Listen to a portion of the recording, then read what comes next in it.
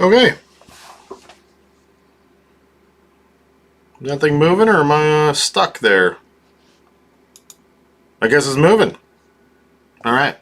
Well, let's see. What are we looking at today? I got a list of things that I want to pay attention to, and then some other things that just may happen. So we are going to try and take a look at this Kratos Defense. Looked at it yesterday, and the more I looked in it, the more interested I got. And it looks like the infrastructure bill is going to be going through. So, I mean, right? You know, is it the infrastructure bill? I don't even know. I'm not 100% positive on that. If it's infrastructure that they're doing, or if it's PPP, or if it's recovery, or if it's, I don't know. They've had these bills with so much nonsense that it's just hard to tell. Let's see. Infrastructure, one day ago, blah, blah, blah, blah, blah. The real obstacle to politicians, $4 trillion. God. So, okay, we'll see what kind of stuff is in there. But it looks like potentially one of the things that would be in there would be actual road work. And if there's road work, then Kratos Defense and Security Solutions has a solution for saving lives during road work, which is great, right? That's great news. It looks like actions kind of died down throughout the day. We had some movement, and not the best, but I mean, not the worst. I mean, it went up and went down. It's all spotty, and look at that. Ooh, it's like a water slide. Woo! And then it's kind of just hanging out here, and it's starting to get up. Disclaimer, I am in this position now. I don't know if I even need to say that, but in case I do, and I wouldn't suggest just because I said it, you get in it. I am not qualified, as you will see by watching this show. I am not a financial advisor. You should not take financial advice from me, and this show is just for entertainment purposes. And if I have to wear a tinfoil hat to prove that while doing the show, I will. I'd rather not, though. It doesn't seem like it'd be comfortable. But it looks like it's doing good. It's starting to go up a little bit. And, you know, we'll see. Man, look at that. How thin that is. It's just not doing anything, really. Just back and forth, back and forth, back and forth. And then, woo, here we go. Here we go. So we will see. We will see if infrastructure has anything to do with it. So, still no news, and I don't believe, if I remember, there are. Oh, there are. Let's see. So, 28 to 32. Canaccord Genuity. Okay. Sure. Sounds great. Baird 29. So, it looks like nobody, I mean, none of the analysts really have any belief in this as of February, but I think the stuff they were working on is fairly new, and so maybe they just don't know about it. Oh no, word got out. Now people are going to sell and make their $1 here. It's possible. Anyways, what else are we looking at? There's some other interesting stuff on the list, and we'll probably come back to this. This is an interesting one. Okay, all right, so we're gonna do a little bit of poor detective work on this one right here.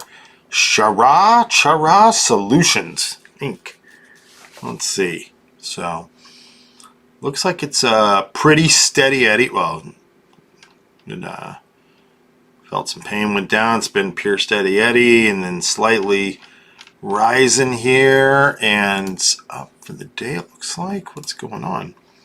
So not much action. It's pretty spotty. I mean, it looks like no one's really paying attention until. That's interesting. Low volume in the Decent move there. What's the news on it? Is there news? So, learned about this one today. And if I remember correctly, there's they're making concrete from coal. Is that correct? Let's take a look. Let's see what they do. Shiraz Solutions Inc. provides environmental and maintenance services to the power generation industry. What? It provides on-site essential services that enable customers to continue its operations and provide necessary electric power to communities nationwide. The company provides services through two segments. The Environmental Solutions segment includes remediation and compliance services, as well as byproduct sales and maintenance and technical services segment, which is the key revenue driver. Comprises of fossil fuel service or fossil services and nuclear services. So, the information, if I got it right from what I heard, that they are going to be doing no link to a website on that. We'll just have to find them. The information's correct. They're using coal or the ash from coal, so that would tie into the byproduct remediation compliance services, as well as byproduct sales, right? Let's see, coal concrete. Is this a thing? Oh, cement manufacturing. Okay, yeah. So let's go to their site and see what they say. Whoa, look at those pictures. That's a nice looking bridge. Sustainable solutions. Something tells me they don't make bridge. Oh, then maybe they do, because concrete from coal byproduct. Is that right? Let's see. What are they talking about here? As a leading provider of mission critical remediation. We just read that. It's the same. No, it's a little bit different. Remediation and compliance services, byproduct sales, fossil services, environmental risk transfer, ERT, ooh, fancy, services to power generation industry practices, environmental responsibility, investing in employees, serving our communities, are all part of our mission. Our ESG actions and goals are the blueprints for achieving a cleaner environment. Okay, that's it's all very nice, but it's not what I'm looking for. What I'm looking for is not showing on there. Can I search site? I can.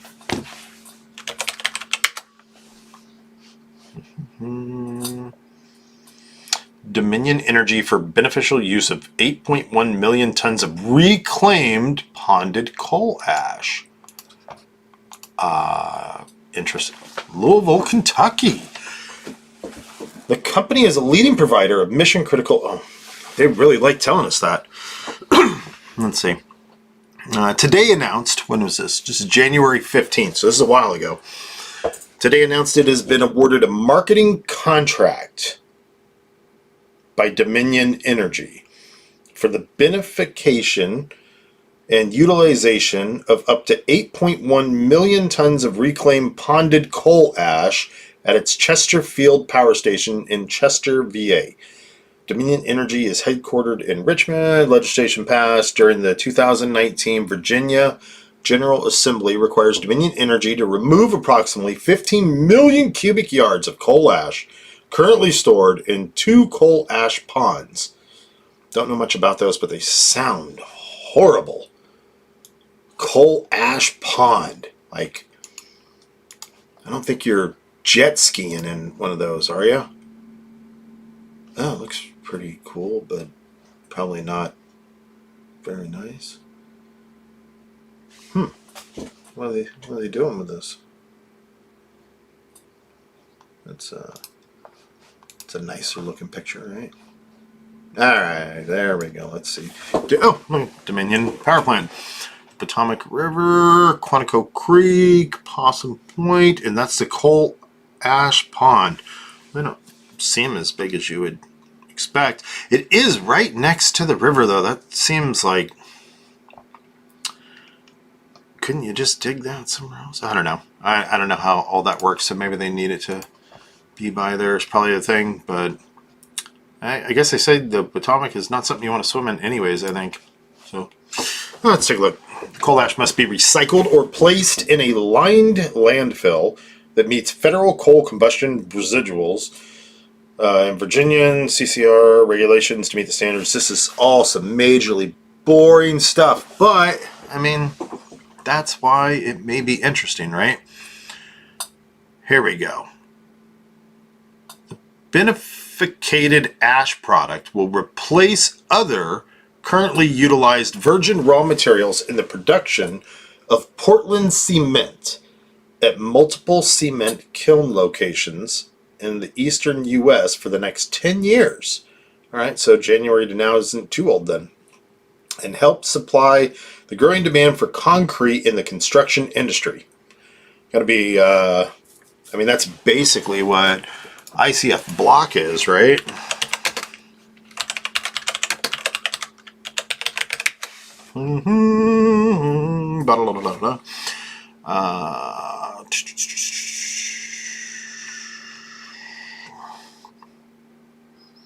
Insulated concrete forms or precision manufactured. Yeah. So ICF block is, I think, going to become more and more popular in the building industry. It already is, but with the current administration and people looking at energy consumption and wanting to be, even you figure, even if you weren't interested in doing it for the environment, you'd want to try and reduce any kind of cost that you have associated with electricity and energy on the house. So ICF block, I expect to see a lot. And if they're turning coal, if they can turn coal into that, or have it, I don't know how much of a percentage it's actually used in the making of the concrete, but if it's a good amount, I mean, hey, they're better than making ponds, right? As a part of the agreement, blah, blah, blah, sustainability leader, blah, beneficiated, am I saying that right? Beneficiated ash. Gosh, it sounds like, I don't know. I don't like saying that. Distributed through Shiraz Solutions, multi-source, registered trademark. Materials network, a unique distribution system, more than 40 nationwide locations. So I guess the question here is Shiraz out of Louisville, Dominion is in VA, but what about Portland Cement? I mean, they're the ones that are going to cement infrastructure bill.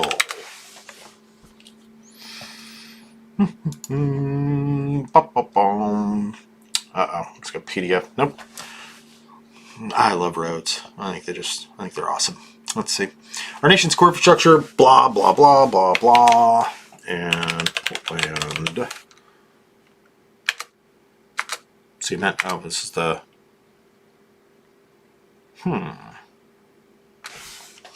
okay.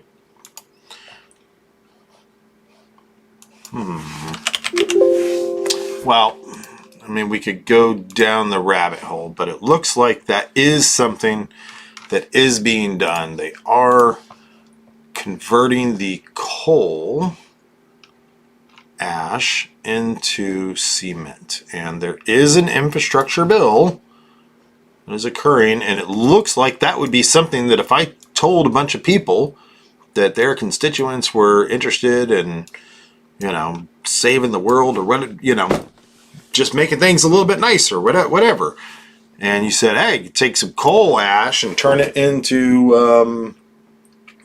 concrete and sell that stuff, and seems like a good use of it, right? Turn into a road, turn into a building, turn into a wall. Not getting a lot of action, which is interesting. So it seems like this is not, it's not a big deal, right? Q4 results. There we go.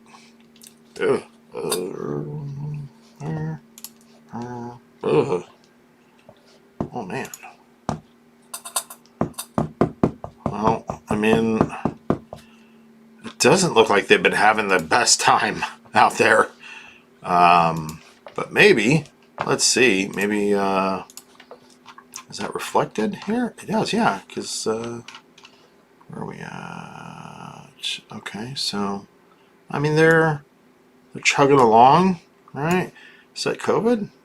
No, that's something else. Trade war. That's probably trade war right there, right?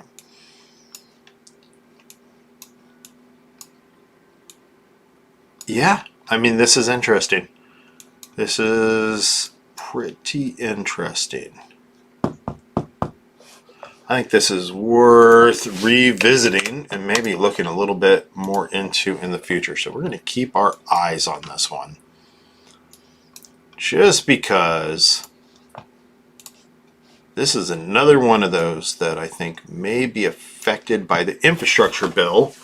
Even if it doesn't happen right away, it just may actually be affected. But the problem is if it doesn't get, I mean, some hype or something on it, you know, is that infrastructure bill even going to be able to, you know, fix the decline that's been happening with this this company? I mean, I guess it depends on how much of the work they get in the contracts, and I don't know. I don't know.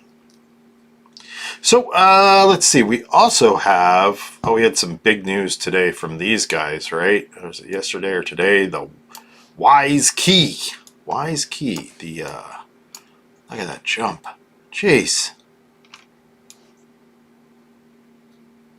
It's a pretty good sized jump. Isn't it just all came back? So, I mean, all in all, it still could be doing good. Still could be going on the rise, and they're still pumping out. I mean, they're auctioning off a watch, right? So, I mean, it's an NFT watch, or a watch with an NFT on it. So that's interesting. And there they go. The Ocean Protocol to launch the Wise Art Market. Peer-to-peer, non-fungible tokens marketplace for exclusive physical art. So they have their watch, right? So let's see, Ocean Protocol, right?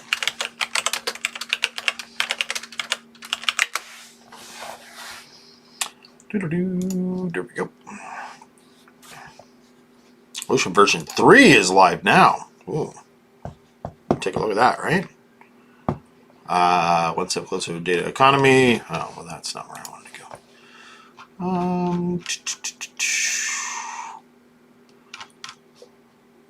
Community funded, earn, build, learn, press. Let's see. How big a news is this for them? Should be big, right? Press release 4 months ago. You're looking at the right company? Bruce and Trent. They look like good guys, right? You could have a beer with these people. They look like they know things about technology, maybe? Sure, yeah, all right. Big chain database, okay. Is it featured on things? Learn, Ocean, Irving, Singapore. They're in Singapore? Lots of money in Singapore, right? So, Discord, Twitter. Let's take a quick peek here. Their Twitter partnership with Ocean is working on WKEY. So they haven't pushed out an actual press release, it looks like, on their site, but on Twitter they have confirmed it. They're like, yeah, what's up? We're gonna make a marketplace for these guys, and they can sell their watches and, you know, whatever else WKEY is doing. But what I don't like, I guess, there we go. It just all leads to an article. It's all back and forth to an article. So where's this marketplace at? How can I visit it? Is there an empty building currently? Is there something I can look at the moment that'll show me where this is? How do I view this marketplace? if I want to look at this art. Are there any previous marketplaces that I can look at right now to have an idea as to what they have done in the past with somebody else's NFT marketplace, to have an idea as to what is going to happen with WKEY's marketplace? Is it worth it? Or is it just a bunch of noise? That's what I want to know. So here we are. We're in the ocean market, it looks like. So this is where WKEY is going to get a marketplace, or this is the marketplace that it will be on. They have their own coin, the ocean coin, ocean pool. Let's try something real quick.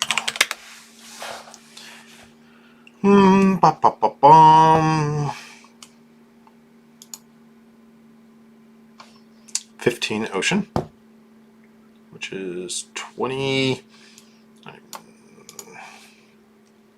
$3, 20 some odd dollars. One owner, never been sold. It's crypto, whale, pool, ocean, NFT, and hodl. Okay, let's take a look. That's a whale. It's a fat whale right there. It's a meme. Caption is a meme. Fat whale is a meme. Meme, GIF, other. And so this is it. 56 people have looked at it, including myself. And it's been up there for 5 months. So this guy was in NFTs early, right? Everyone's just now talking about NFTs, but the fat whale dude, he was all over this a while ago. He's selling this picture for like 22 bucks. So use it.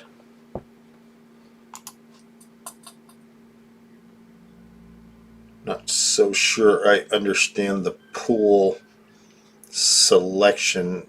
Am I able to mine this NFT for transactions? I guess with another group of people. I'm not sure if I understand that one. Oh, where did I click? Well, I clicked trade, and so it's trying to take me all around the world now. So that's a little odd. It was a little hard to go back when I clicked on it. So WKEY is going to be on here, but I don't believe anything yet. And even if it was, I don't think it'll be listed under WKEY. It'll be listed under, what was that watch? Jean-Claude, right? What was the name of that company that was making that watch? That was Jean-Claude Fiverr WKEY watch.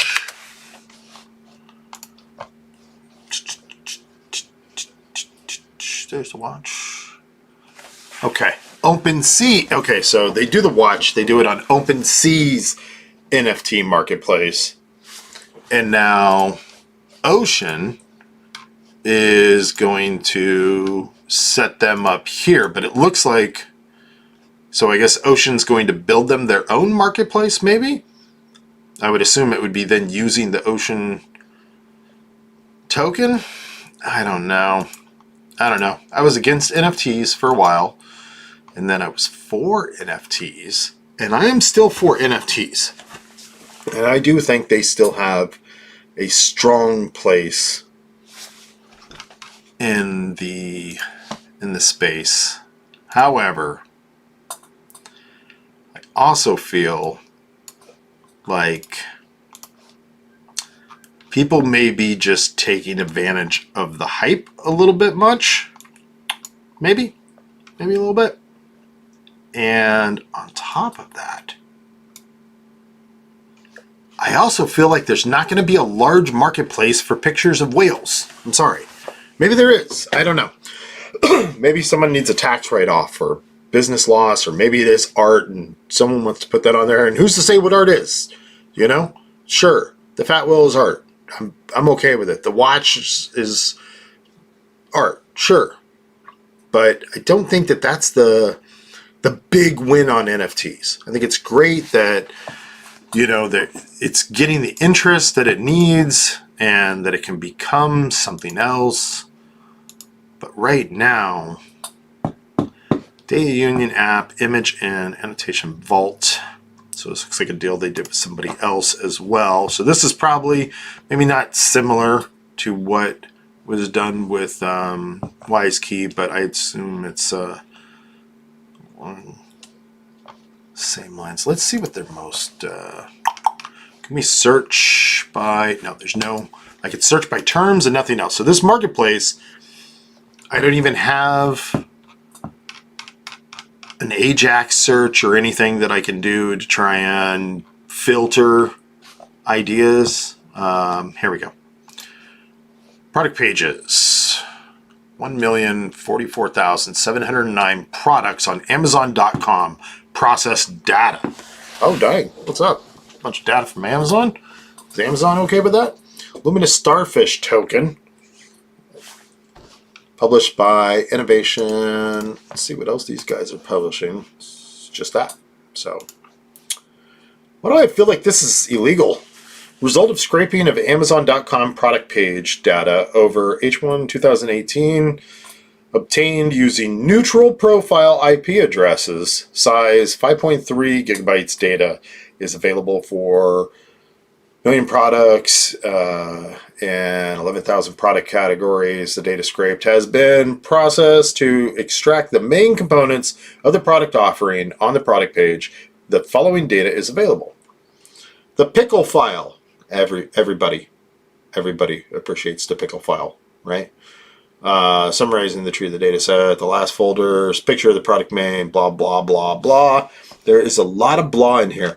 I feel like this is an illegal file. This is like, so I'm an old person. I've been in technology for a long time, and I can still remember there was a few things that occurred, and I may have these out of line, but at some point in time, information was transferred on bulletin board services, right? So you could hop on there, get some info, and even get some files for like really, really bad games. And then later, you know, at some point, I can't remember if it was the P2P that came in first, but I think before that, really, you started seeing where's files, and it's basically just pirated software data. And this kind of stuff has always been around. And there's phone lists and data sets, all kinds of things that technically, I guess, should be on the black market. And I'm not saying this is, and maybe I don't know anything, and that's the problem. But if Amazon scraped data from Amazon, I'm just assuming it's against their terms of service. But I guess I don't know. Can they even enforce those terms of service? And how much is this worth? So this is 74.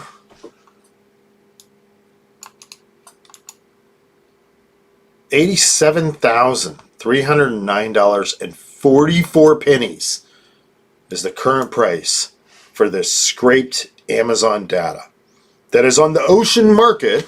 And so the reason why we're looking at this is because it's on the ocean market, right? And the ocean market, the Ocean Protocol, is partnering with WiseKey to launch WiseArt, a peer-to-peer NFT marketplace for exclusive physical art. So this security company who's dipped its, or just jumped into the pool, basically, of cryptocurrency and NFTs, is partnering with another blockchain cryptocurrency, Ocean Protocol, which is great. All these things are great, and they have an open marketplace. It looks like where anybody can put whatever they want on here, including pictures of fat whales or scraped Amazon product data, which for an e-commerce company is probably pretty valuable. I'm sure you can get a lot of great information out of that. I don't know, $87,000 worth of data is what I'd want, unless I was like Walmart or somebody wanted to really get a handle on what what Amazon was doing. Don't tell Walmart I said that. Swash consumer browsing data. Swash is creating the world's first data union. It's crowdsourced users surfing data through a browser plugin. So, whoa, shares the profits with the users. Okay, so that's okay. So there's a plugin. You put it on your browser. It takes your data like every other site out there is doing, anyways. And the difference is then when they sell that data, you can get a piece of the action, kind of like the Brave browser. Yeah, well, look at that, and Brave, and the Batcoin. So that, I mean, that's interesting. That seems a little bit nicer. I was a little afraid there that it wasn't, I didn't think that they were going to be giving anything back to the people involved, and then that would just be, wow, we created a thing, we're scraping user data, and we're selling that data. Bitcoin sentiment analysis. Ooh, we make some money doing that. So anyways, it's interesting, the things that are currently available on this marketplace, and I guess it's even more interesting to think about what's actually happening here. Ocean is working with WiseKey to launch Wise Art, a peer-to-peer NFT marketplace for exclusive physical art. So it looks like WiseKey's art will not be on the Ocean marketplace.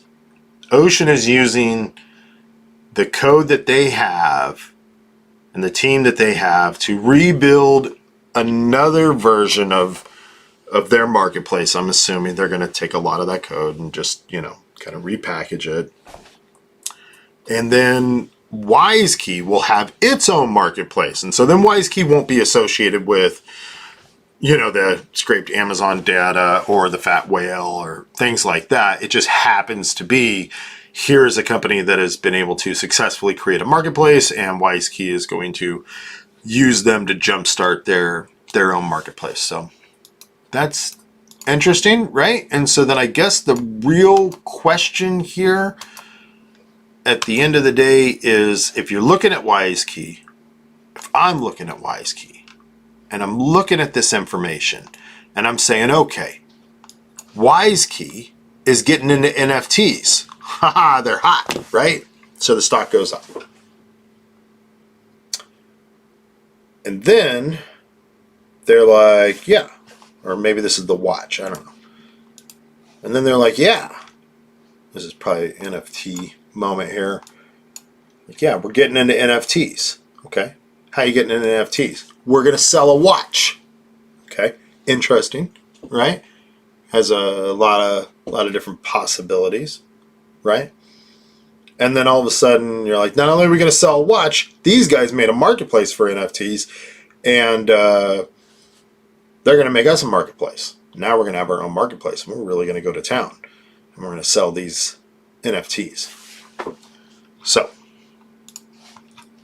the question I'm asking myself is two things. One, what does the company do?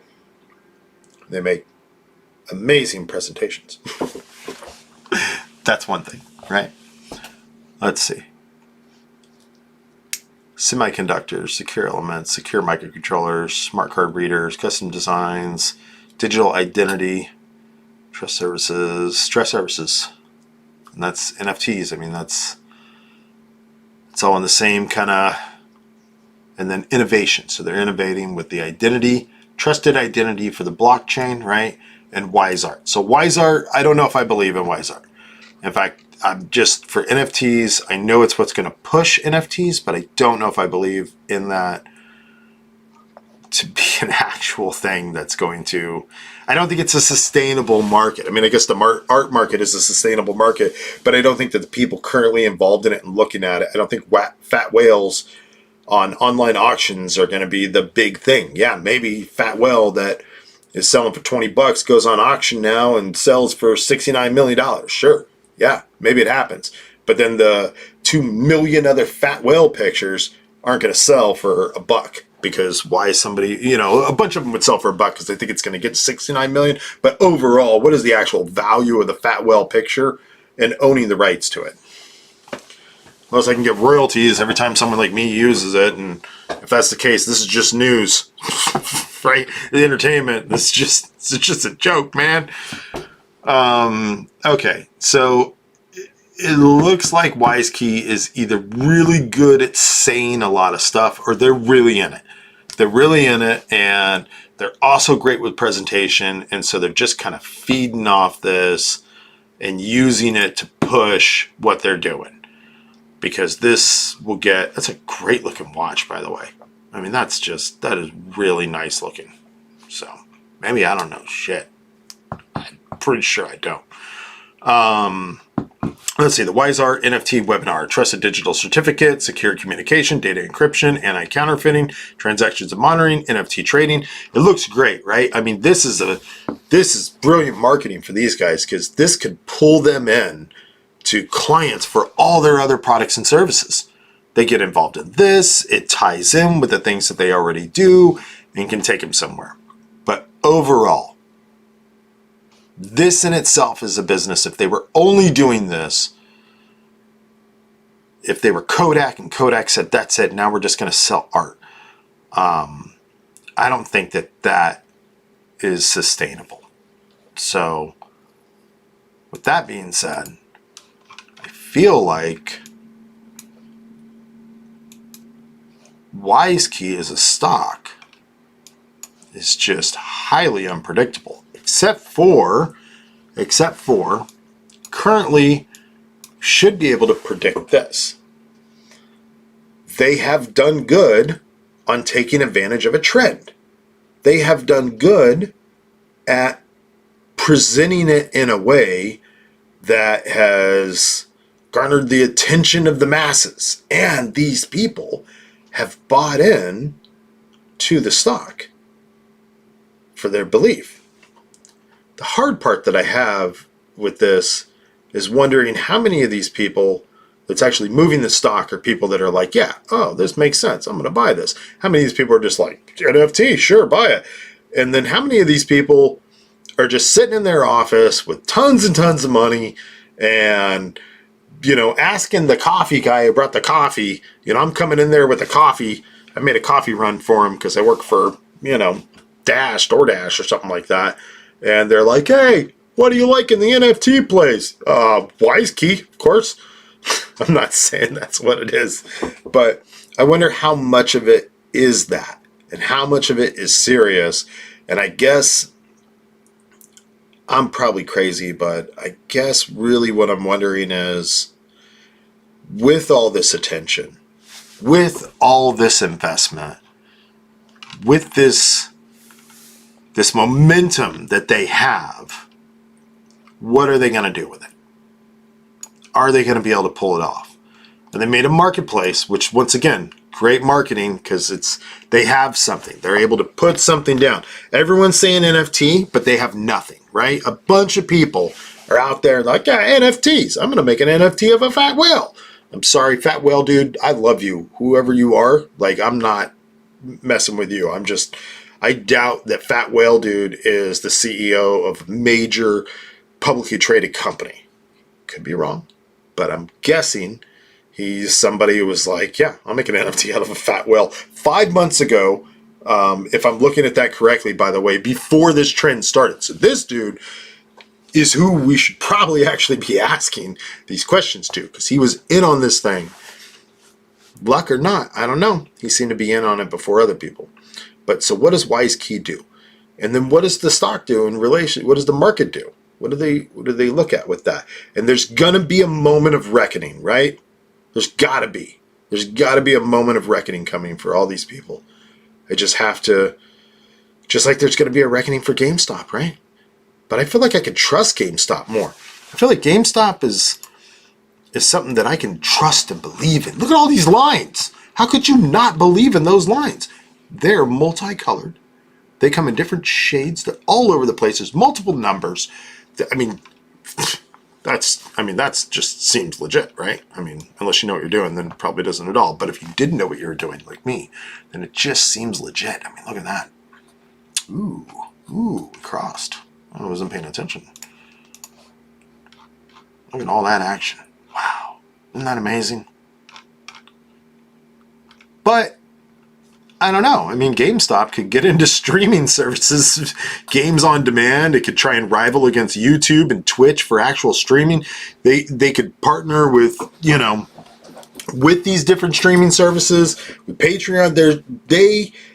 There is this huge market that's out there that is not being tapped correctly. And because they've gone from zero to hero in the eyes of the internet community and the gaming community, I feel like they have an opportunity. They have a very similar thing that WKEY has right now. They have captivated investors and customers.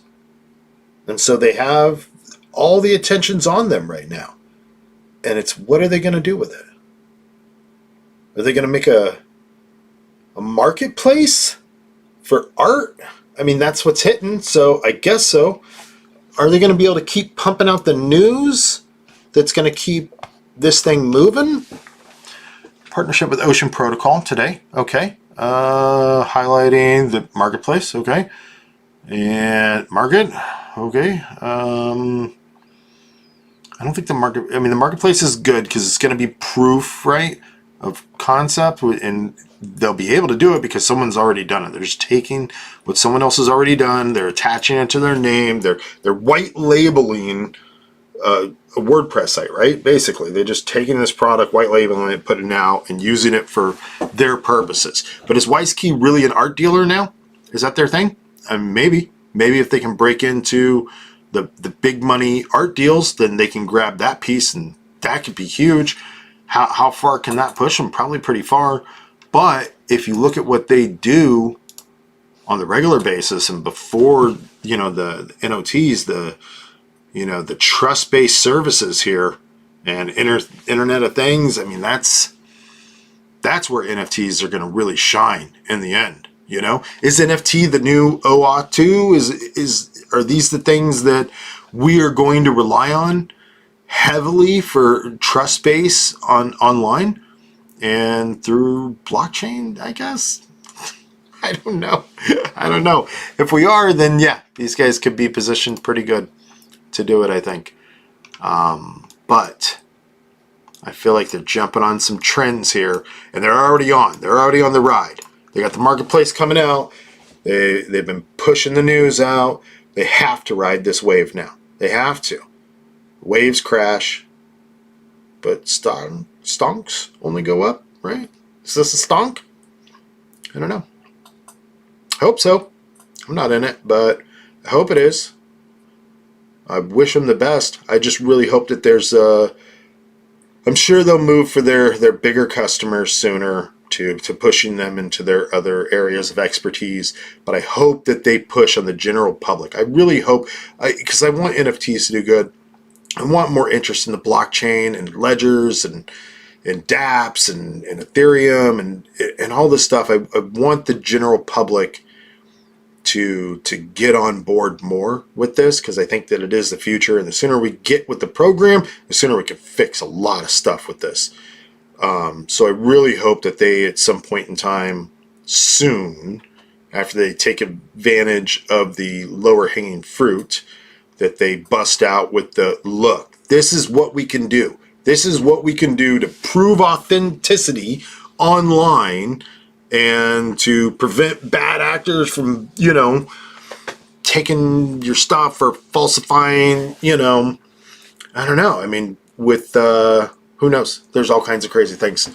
Deep fake videos are going to be trending pretty soon, I'm sure. And at that point, can NFTs prevent deep fake trending videos? I doubt it, but it'd be interesting to see. Okay, so I did want to go over them. Now, this is one that I'm interested in. I'm very interested in this situation. And I'm confused by it, because to me it's confusing. I get confused easily. Leave that there so we can keep watching it. Is that right? I don't trust this thing anymore. Viacom. So, Viacom scares me, but I feel like there's something to this.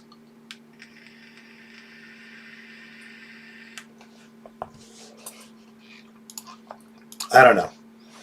Maybe there's a chance to make some money.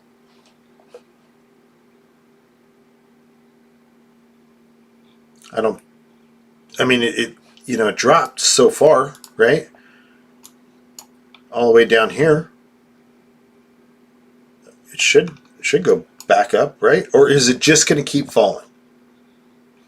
Or, here's the better question that I really want to know. Why? Why did it drop? Why is this happening to this poor company? Why is Viacom suffering like this? And truthfully, why are people who are invested in Viacom who buy up here, why are they suffering? I mean, because that's huge loss.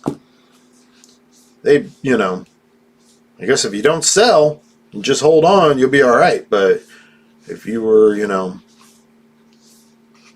hoping to get in here and sell here, or you even got in here and helped to sell here, and you thought when it came down here it'd come back up, like a lot, like the majority of things that fall this far come back up, right? Or at least even out. Or I mean, how often does something like this happen? That I guess pretty often, but recently I feel like it's been a lot of, you see a lot of things that just skyrocket in a day, or over a few days. And ouch. And you got these big jumps come out of nowhere, some crazy news is going on, and then they come back down to wherever they come down. Sometimes all the way, sometimes part, right? But Viacom has been steadily increasing, and even when it began, really moving up there, it took a while to happen. It wasn't an overnight sensation. It was a year-to-date sensation, right? And even then, it's still been going up before then. So, what was that? COVID, and then the COVID, as everything begins to recover from COVID anyways, and then either this one or this one is the fake COVID spike, June, it's this one. So a lot of things come up right around June. Just about everything falls February 20th everywhere. Just about everything begins to recover here. I assume, we don't know if COVID's going to create zombies. And then here, we know it's not going to create zombies, and it's going to be over in 2 weeks.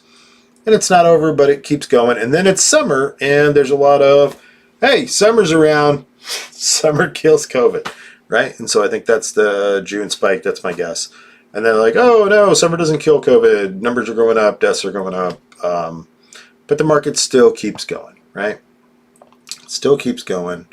And then for whatever reason, this year to date, where's November? Is this an election situation? Maybe.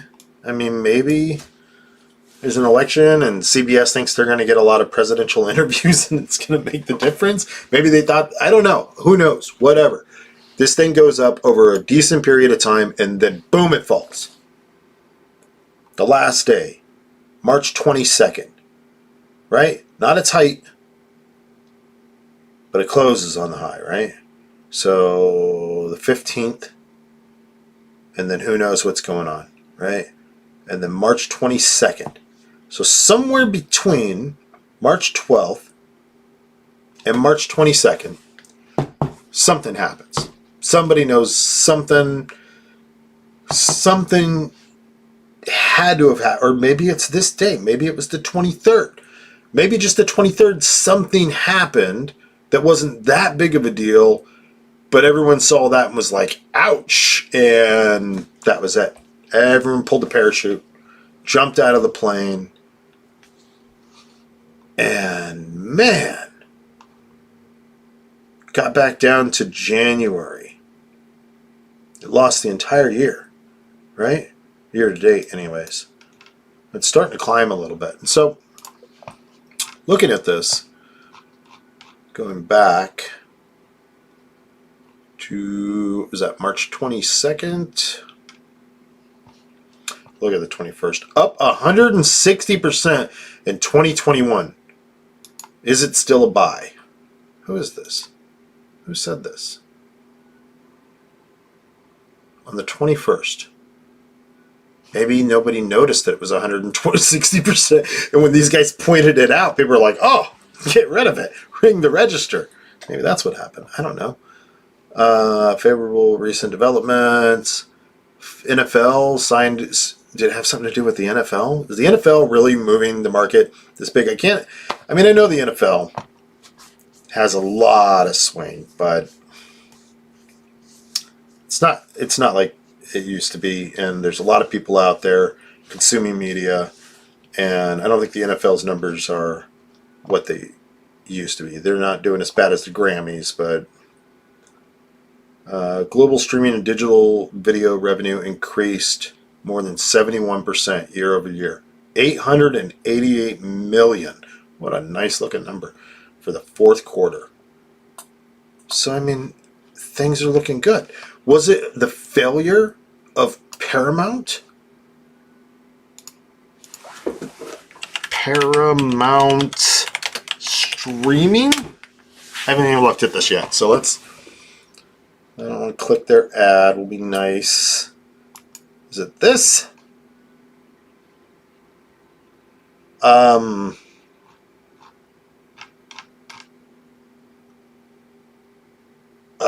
Is this their site?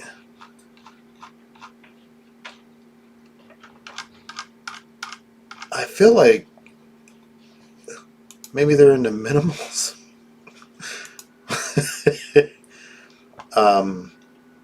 Okay, so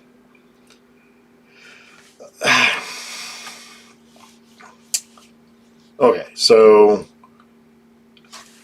I'm not saying it's bad, right? But and I like that it's not too busy. That's nice. It's nice that it's not busy and a lot of stuff is going on.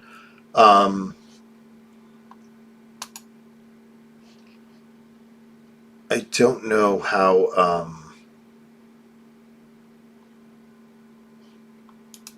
888 million, huh? For their standard. Where's the search at? Was there a search for this? Oh, I can stop it. No. Okay. Oh my God, this is has this been out for a while? Did they just start working on this? Maybe they released it early, or someone's testing it, and they. Let's see what the press says. February 5th. They've had no press since then, but Viacom, MCBS, and MTV Entertainment Group signs Yellowstone co-creator. Great show. I love Yellowstone. That was a lot of fun. Taylor Sheridan to exclusive blockbuster deal. See, I'm a Paramount customer. I watched the Yellowstone show. I like Yellowstone. I like the Yellowstone show. Sit there and stare at the grass. And a lot of murder in that one. Taylor Sheridan to exclusive blockbuster deal for multiple series. Okay. Juan Pablo de Paz, November 13th. So not much news, but that means this site might have been live since June 26 or even longer. January. Oh no. Please tell me they uploaded a bunch of old news on this site. Yeah, 2011? This can't be. This site hasn't been out since. Is this their streaming site? And it's been out since 2011? What's going on here? Oh, Yellowstone, look at that. Who are these people? TV Land, Viacom Domestic Media Networks.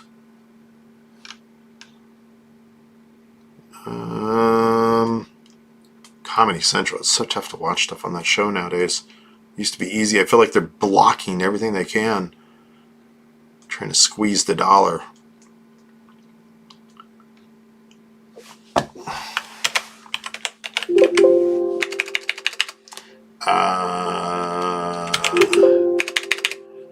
So I don't know. I guess none of the network executives, I don't know what the title is and who's involved in running this situation, but I mean, obviously they need some work on the site. I think they need some work on the site. This menu's really getting on my nerves. Maybe they put all their work into the app. Maybe that's, oh my God, look at these images. Look, I do a lot of really sloppy work for myself when, like, if I do a YouTube thumbnail or something like that, or a site that I'm just tossing together for myself and I don't care, but are they hiring for that? Oh my God, let's see. Well, they're hiring a lot of positions, it looks like. But that's also, this is Viacom, CBS in general. It's a huge company, so they're going to be hiring lots of stuff. But I don't know. Maybe that's what happened. Maybe investors went to their website and was like, oh my God, you know, how is this company up so high? I don't know. So obviously I'm not watching Paramount through their app, Paramount, whatever. I've considered it. It's been on my list to take a look at. I don't know. I feel like I just took a look at it. So I think I'm done with that. I didn't even hit the pricing button. On almost everything that I look at the very least, I look at the pricing. I try and dig in, see what the price is going to be. What's this going to cost me? I have Curiosity Stream. I think I pay like $3 a month for that. And I watched like one 30-second video, and I've been paying for that for, I got to cancel that. I don't want to cancel it though. I'm not using it, but I support them. I feel like I'm supporting them. I don't know if I should be. I might need to look into that company a little bit more, see if they need my $3 a month. But I feel like what they're doing is good. And it was a good option to get. Got it when COVID was a little more crazy and thought it would be good for the kids. But then it didn't pop up as an app, I think, on Xfinity. And I don't think it popped up on Prime maybe at the time. So anyways, in my services, it was kind of locked down to the actual internet. And then it was only me and I don't know, I just pop in YouTube, I guess. I could watch it. Plus, they were having some streaming difficulties at the time when I first got it, and I didn't want to watch something that was just going to glitch out on me at the moment. So I may cancel it eventually, but right now I wish them the best. I really do. So let's see. Back to March 22nd. So we got this person who's like, yeah, it's up 160%. Should you keep it? Or should you get more? I feel like it's very, like, is this something you should be doing? Benchmark maintains a buy, so these guys are like, keep it. Price target 120. I don't think they were very correct. Let's move this over here so we can see.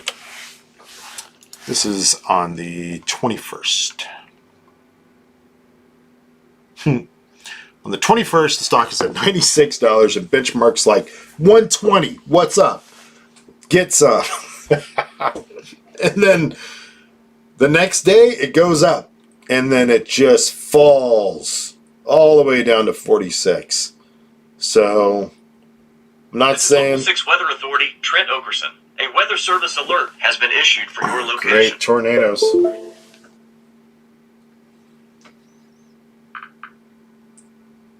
Well, let's hope we don't have any tornadoes. Nope, freeze warning. Oh, good thing my, yep, I'm good. Okay.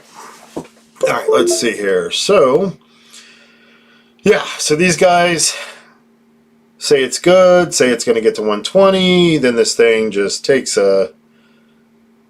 just falls off the cliff. I mean, all the way down. So probably worth, I'm going to put a note in here, and I'm not saying, I mean, look, people make good calls, people make bad calls, who knows, but what I would like to know on this, and especially on this, I would like to know also,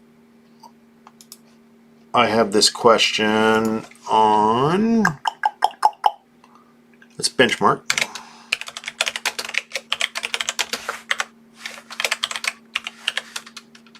Okay, so what I want to know is benchmark. I want to know their win rating, right?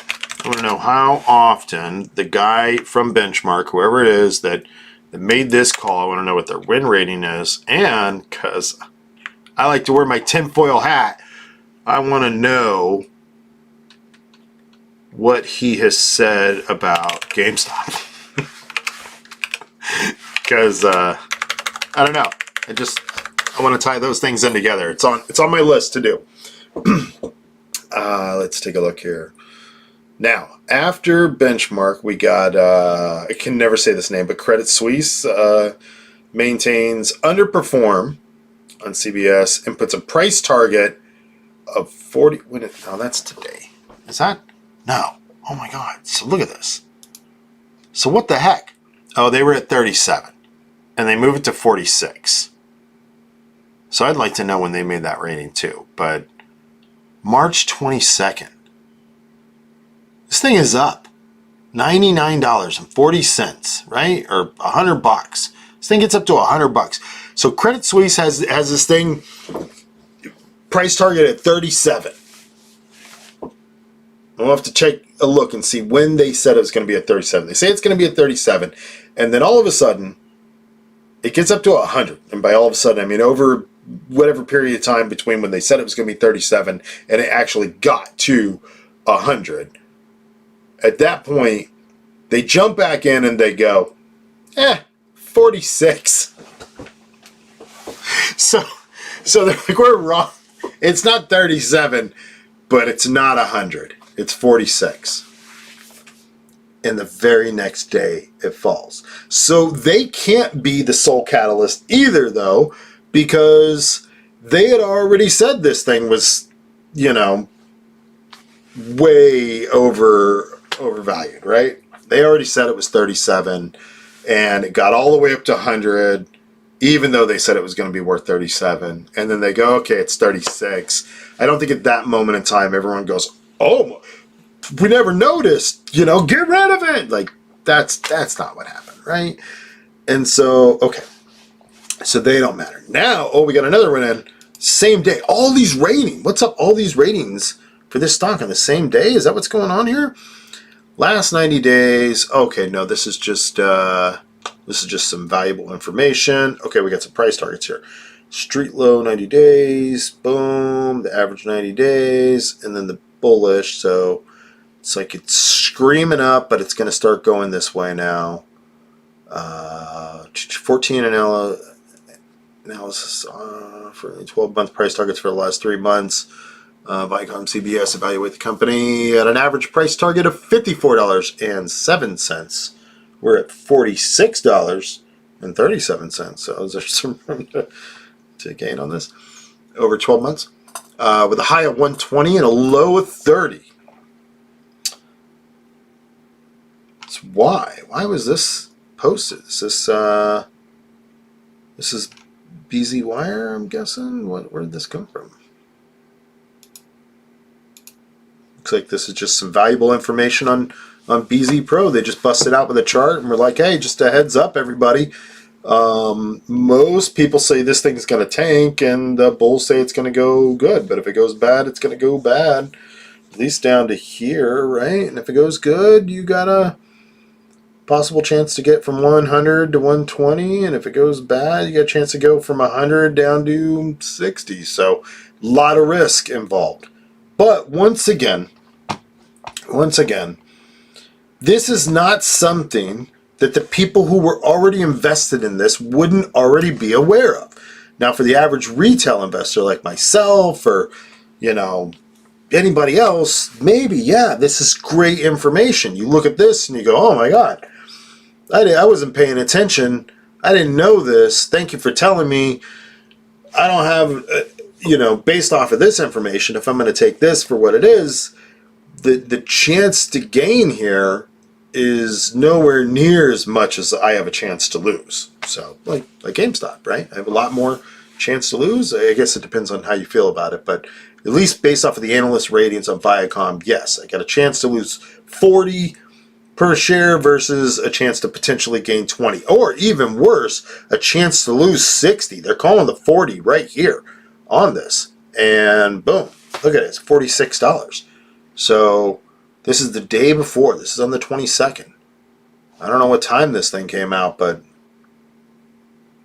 man, this is a sign. Like, hopefully this might have saved some people some money right here. Somebody seen this and took it for what it was and got out of it, because the market looks like aftermarket. The block trades occurred, I think, here or here, and then they would have been able to get out maybe around 92. And so as long as they bought in less, they would have made money, and if they bought in here, they wouldn't have lost too much. It would have been a good chance to get out. So, but I don't think that's what caused the stock to fall. And I don't think that they put together this information, and all these people who are invested in this company, these major players, looked at that and said, now's the time to pay attention to that, because there's no difference between the day before, the day before, and the day before, and the day before, and the day before for anyone to do that. So we got this large rise here from 86 to 95 on March 12th. And then what, 1, 2, 3, 4, 5, 6 days later, people finally did the math and said, oh, this is a mistake. We're all making a mistake. Look at what the analysts say. We got to get out. I don't think that's what happened. That's not what did it. So, historical year, streaming password sharing costing Netflix, another billion. Oh, password. Oh yeah, because everyone's sharing their passwords. Well, yeah, I mean, I guess they could make a lot more, but that's also why Netflix was able to dominate the industry, is they gave you a certain amount of, you log into Netflix, you have what, 5? I guess it depends on what you pay, but you get like 5 account settings that you can set up, and yeah, they know that, Uncle Jim uses it, and if Uncle Jim wasn't using it, then he wouldn't be using it otherwise. And there's that mention today of the what was it, ARC X, right, the space and exploration ETF that happens to have Netflix in it, which is also kind of interesting. And if it's in here on accident or just for whatever shits and giggles, I guess, then who cares?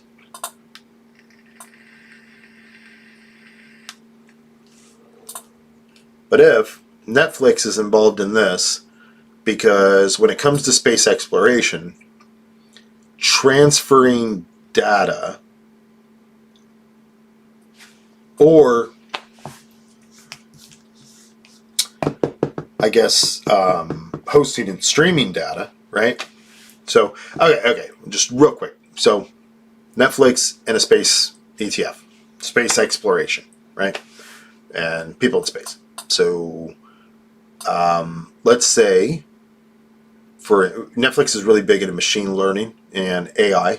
And so everything you're doing on Netflix, they're on there, they're paying attention, they're watching what you're doing, and they're using a good portion of it anyways to predict what it is you're going to watch. So they got their AWS servers are up and spinning. They got all this content on there, but they're assuming that they can pay attention to your viewing habits and run that through, machine learning or AI or whatever you want to call it, and predict what kind of things you would want to watch. And so then they can move that data to a server to spin up to have ready for you to run instantly. Because when you press play on Netflix, it's ready to go.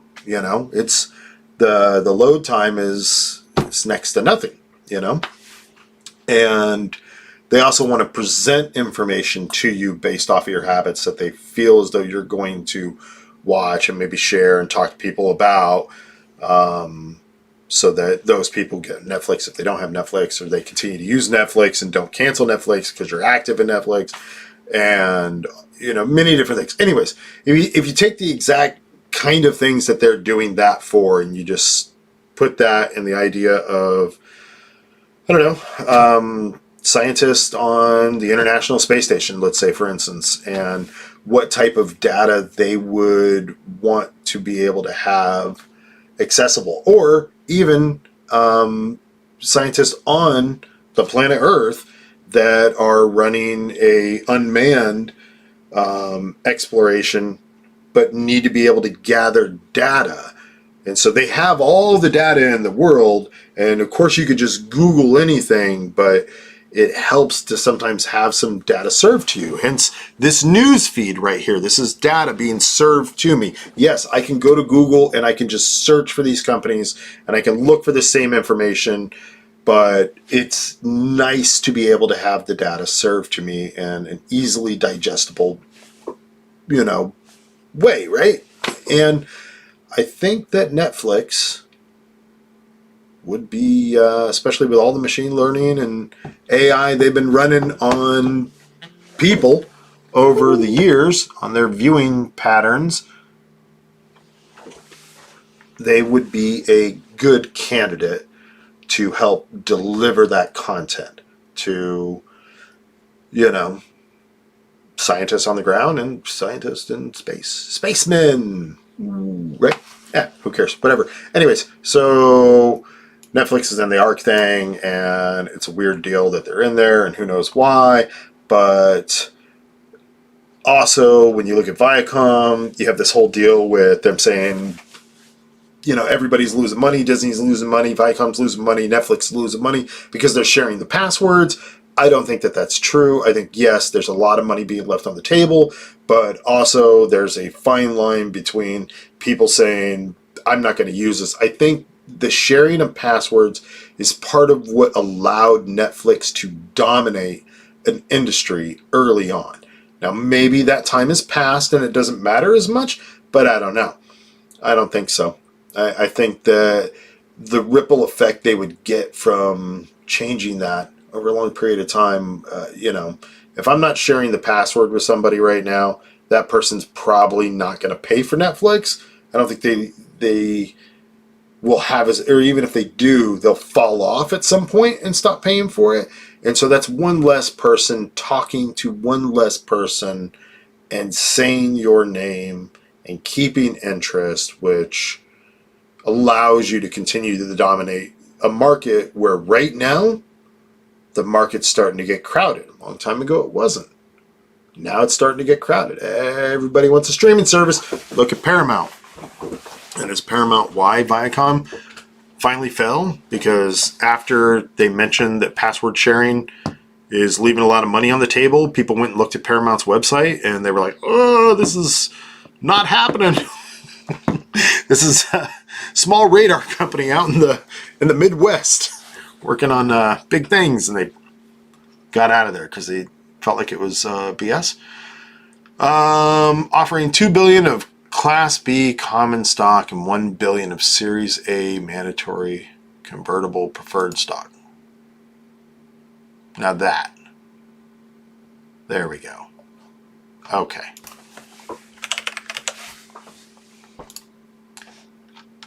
Think we finally found something here.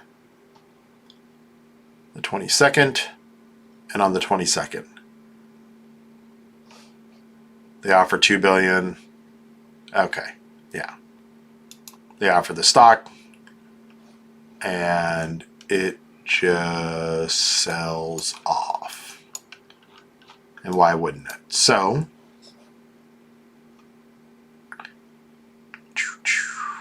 yep. And then we have this way up here. This is an interesting one, and I don't know how to read this, but I need to look into this a little bit more. Form 424B2. So JP Morgan Chase is offering some type of options deal, I guess, on some type of deal with their stock.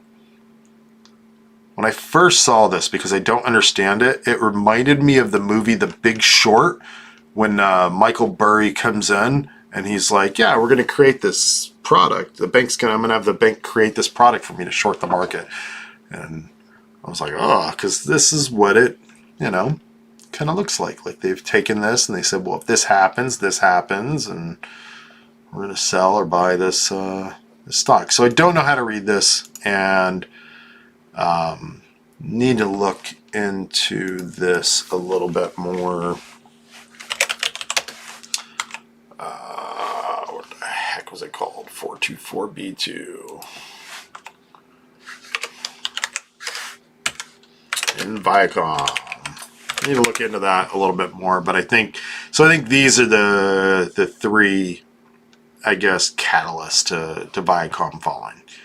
Is they issue the common stock. It looks like some people sold heavily after that. I don't remember seeing that though before it fell. I feel like a block trade was made before that was issued. I'd like to see that too. I'd like to know were the losing my brain here. Were the strange block trades made before the issue of common stock? Because that would be bad, right? I mean, I guess it seems bad to me. That seems like a bit of insider, information. Because I'm not seeing anything telling me that this is going to happen. And then all of a sudden Viacom's like, yeah, 2 billion shares. And if right before they said that, somebody sold off like a whole bunch at a loss in after hours, that seems a little shady, right? I don't know. But whatever it is, it's interesting to see. So it looks like them. So they're raising equity. Okay. And then after that, JP Morgan busts this thing out. And this what is this? My guess is, now that I know at least the information that I do know, my guess is that this is going to come back up, right? How long is it going to take to get back up? I don't know. Has it gotten as low as it's going to go? I don't know. But at some point in time, this thing's going to hit its new level of support, whatever. And is it going to be based off of a previous level of support? I'm sure a lot of people will say that it is. It's going to be based off of this one or that one, or sure. At some point in time, there's so many different candlesticks here that yes, it's going to hit one of these candlesticks. It's going to land on it, and then we could say that that is this magical number that it's going to fall on. The real question is when is it done? When is it done falling? Where is the end of the line? And when does it turn around? Start coming back. And when it does turn around, I mean, is there just going to be a lot of lack of trust? And will it then fall more, or will it just stay there forever and then bounce around? If you buy in now, I mean, you look at it and you're like, yeah, you got all this room. It can get all the way back up here, but it could also just hang out forever. At least the analysts predict it can hang out there for 12 months, right? And that's, who wants to put something in for $46? It's going to maybe hit, what was the analyst saying, 47? 48? In 12 months? I'm not saying it's going to take 12 months to get there, but if Alan Gould is, probably mispronouncing that, sorry, Alan, from Loop Capital is correct, he's saying 48, right? It was on the 29th. Jeez. So a lot of analyst ratings came into this too. Yeah, see, people knew about this. People knew about this, and it doesn't look like, at least in this feed of news, it was out there. Anyways, so I guess that answers the question for me with Viacom. Is I am not afraid, I'm still interested in some of this, but I am not afraid of, once you start to see this to actually go up, of it going down much more. At least down to 37, right?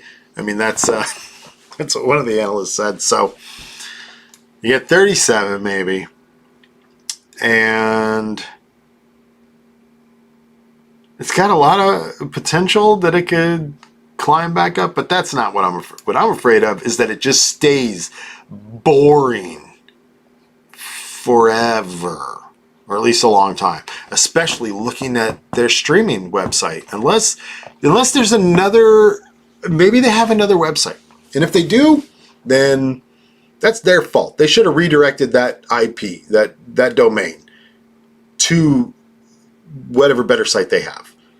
At least make the background black, 'cause the white background is, I don't know, it's just brutal. Change the menu, please.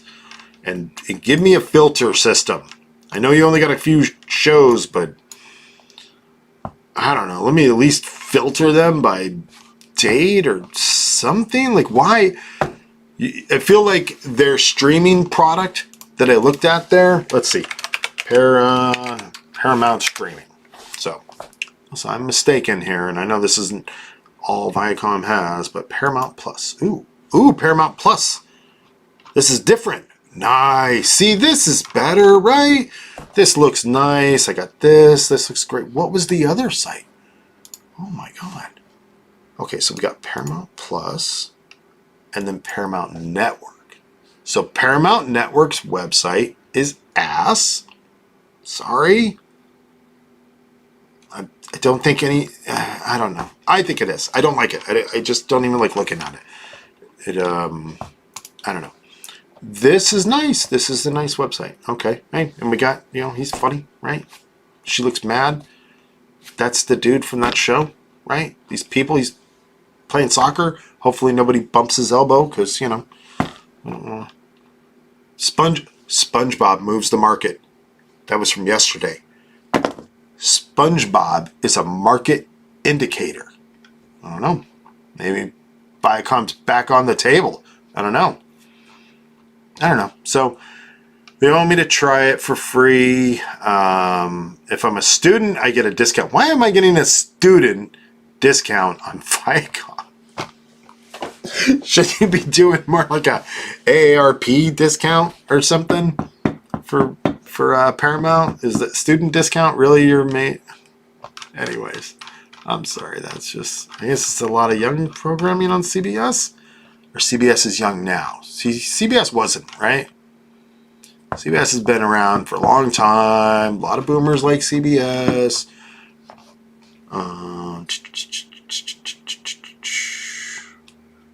That font, that A looks like an O almost. That's my, yeah. Closed captioning ratings. I don't know. This is a nice looking site. It's very paywallish kind of, because I can't really see. They want me to try it for free, and I see that they're going to kind of push this stuff out like a see all the.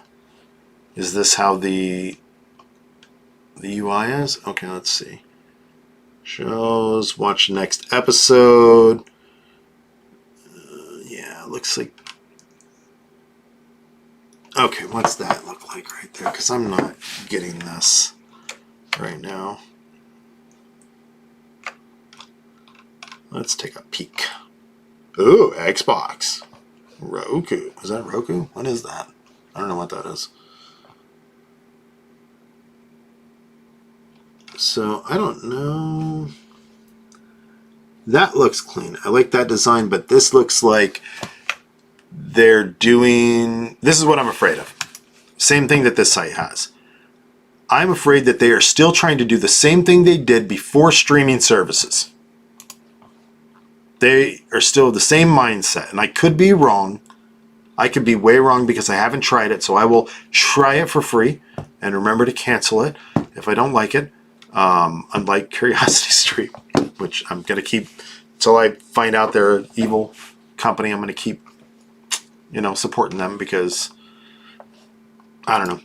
Anyways, I'm going to try it, but what I'm afraid of is what I see from this and what I see from old media and from these, these network television wants to force feed me data.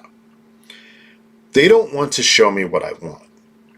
They do because they want me to watch their channel or stream or data. They want me to consume their media over someone else's media. So to some degree, they are trying to play in to what I want. But this is okay, good. This is all bar rescues. What's going on?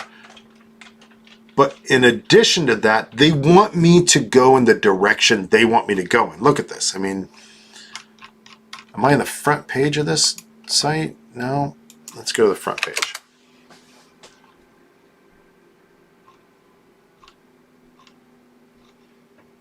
I don't know. There's no good, I feel like there's no good search on this. See, this is a TV guide, Like, I don't need the TV guide to show me. I don't care what time anything is on. I cannot remember the last time. Okay, I can. The last time I sat down at a specific time to watch something was a live stream from somebody that I was interested in hearing about or from. That's when I sat down. And if I hadn't had seen it, I still would have watched the recorded version of it. I don't watch the A-Team at 6 p.m. because Paramount has decided that they're going to play it at 6 p.m. And I know they have to put it on at some time, right? And it's nice to show that because there are some people who are interested, but I feel like they're still trying to force feed me in a direction for whatever reasoning they have that they want me to be interested in the things that they're interested in. Whatever that is. This page, they gotta fix. Somebody's gotta go in here. Like, this is Paramount. This is Viacom. This is on their main ParamountNetwork.com apps. This is unacceptable. This shader that's on here just gotta go. It's gotta go. Sorry, it's just gotta go. So, but now we have their Paramount Plus. So, their freebie. You're dead in the water, right? So I'm guessing, looking at this too. So here's one thing. You got their freebie version, which seems to be, I'm not going to say complete trash, but I'm guessing the people involved in this have a much smaller budget than the people involved in this. And that's because this isn't even, it is monetized by ad revenue, I guess, right? At the end of the day, but it's not specifically. So I'm assuming these people have like a much smaller budget than these guys and they're taking in the cash. And Discovery is on Paramount? I thought this was on CBS. Oh, I guess it's on both. See, I got CBS because of the whole Star Trek nonsense and The Stand, and I'm getting rid of it. They got me. Picard was great. I fought it. When they first said they were going to have Star Trek, but I'd have to pay like a monthly fee, I'm like, I'm not doing this. I'm not doing it. Forget you. I didn't watch it for, I don't remember, it was a couple of years. I was like, whatever. I don't care about Star Trek anymore. I'm done. You lost me. Fine. Whatever. And now I finally, broke bread and got involved. And that's probably because Disney got me on The Mandalorian. And I was like, fine, if Disney can get me, then I can do it for this. I got to get rid of Disney too. Disney's on, they're going to be great, but I'm done with their streaming service. And CBS, I'm pretty sure I'm done with their streaming service. And so I'll try Paramount out. But based off of what I'm seeing from their websites, it looks like they're just going to want to force feed me what they want to force feed me. Next episode. I don't want next episode. I already don't like it on Prime when I go to search for something, or is it Xfinity? One of the two. I go to search for something, I click on the button, and it's forcing me into an episode. Give me an easy option to be able to look at the selection of all the shows in the series and start wherever I want to start. I may find interest in season 3, episode 5 that is in your force feed that you give me. But if I see it, I don't want to watch that episode. I want to watch season 1, episode 1, or I don't want to watch the show. Maybe other people want to start in the middle or at the end. I don't ever remember doing that, and I don't want to do it. In a non-fiction book, maybe I'll open up to the middle of the book. But if it's a fictional story, I don't want to start in the middle. It's nonsense. Anyway, so we'll check this out, but I have a feeling that this is going to be a lot of force feeding. This is going to be, they're probably going to jump on the bandwagon of trying to stop you from sharing your passwords, and they don't want to leave that money on the table. They, you know, I don't know. I don't have faith in it, I guess, as a bottom line. And it looks like that's not the reason why the stock fell, because a lot of people didn't have faith in it as well. It looks like they had their other reasoning, but not gonna get into Viacom. So, not that it matters. We got Gamestop here. Let's see. Oh, still floating around the 194, which is my current cost, I believe. 194, 196, 191, somewhere in there. And no action. No real action. I mean, it goes up and down. Does what it does, and it never has action until it does. That's the thing. That's the beautiful thing about GameStop, is it's all anticipation. It's like if you listen to electronic music, it's like listening to EDM, and you're building up for the drop. You know, not the drop, but you know, the drop when the bass comes, and when everything gets hype, and it will. I'm pretty sure it will. I'm betting that it will, but who knows? I'm also hoping that it drops at some point, actually falls, because at that point you can buy more. And man, if this thing got down to 50 at some point, I'd be very happy. But I mean, I don't want it to, because like I said, I'm in at, I believe, about 194. So I'm hoping to see much better than that. It's not a good enough reason, because I'm afraid if I take profit here, it's going to keep going up, and I don't want to make a couple of bucks on GameStop. GameStop is not, you know, something that I'm hoping to sit on forever, you know, and take forever, like one of these two right here, like Micron Technology. I'm hoping for some good news on this, but at the same time, if I don't get it, I'm not going to be too surprised. You know? Like, it's not, it's had some good moves. It's done pretty well. But overall, I guess it's still exciting. But overall, to me, this feels like a more boring play. This is, and I have some of this. Just a little bit as of today. Because I feel like it's a boring, safe place. It's not safe. There's still some risk, but boring, safe place to put in some money. And so, yeah.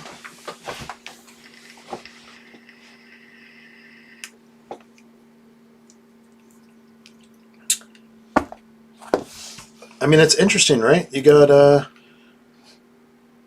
these unusual options alert going on, right? It's a chip maker, right? Designing and manufacturing DRAM for PCs and servers. The firm then expanded into NAND flash, NAND flash memory market. It increased its DRAM scale with the purchase of Elpida, completed in mid-2013. And I know CHRA completed in December 2016. Firm's DRAM. There's history listing on this company. So, I mean, memory is... Whoa. What a cool looking image. Memory's huge, though. I mean, still up there in price. I need to upgrade. I think every PC in my house, I think, needs a memory upgrade currently. Right now, I think that's about where we're at.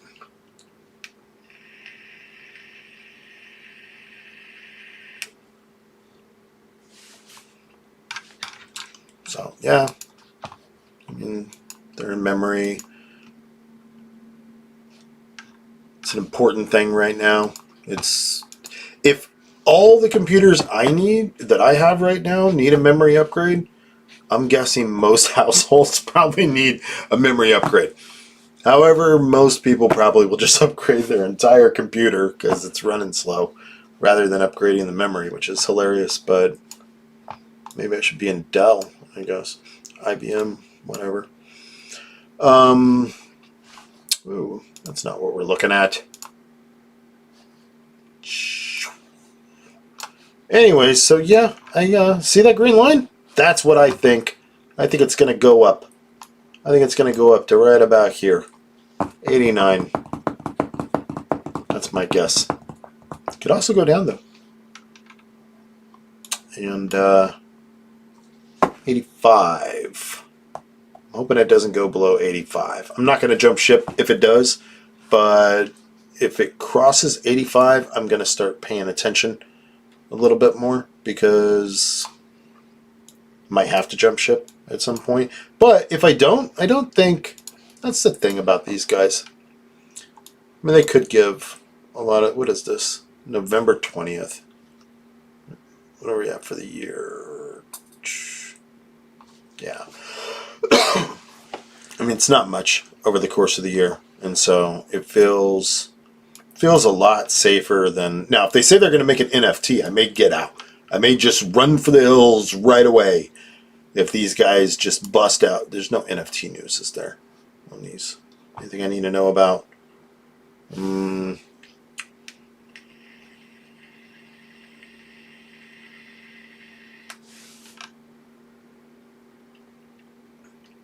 Okay.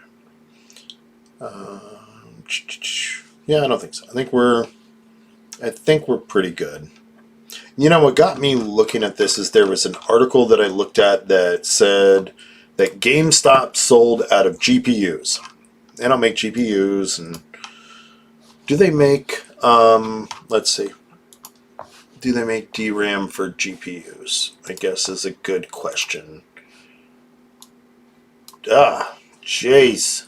Can I search without getting into your, let's see, GPU.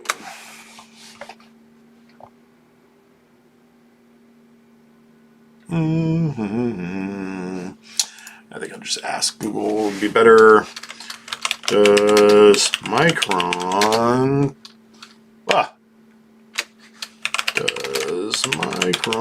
Technology, that's a good question too, I guess, but I'm sure they do, make GPU memory? Sure they do. Hang on.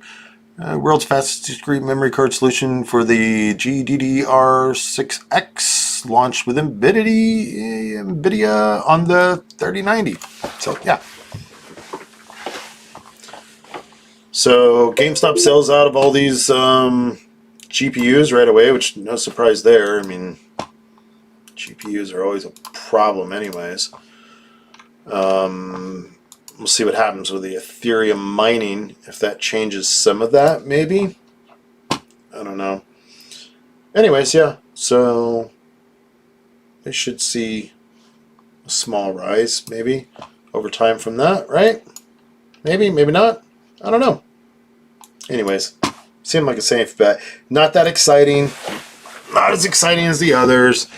Maybe I'll look in and see what the percentage of GPU memory is in their sales. But that was the other thing I think I looked at is, yeah, look at that. Okay.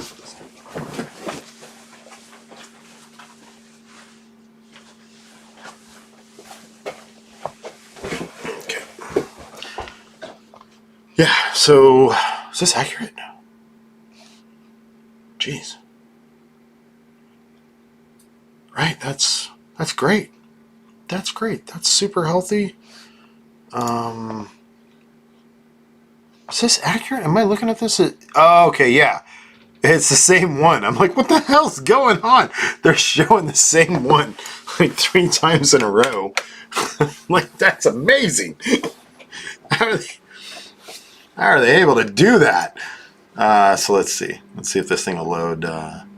Looks like we just glitched out for a second. There we go. Right? Let's double check. I'm going to start paying attention here.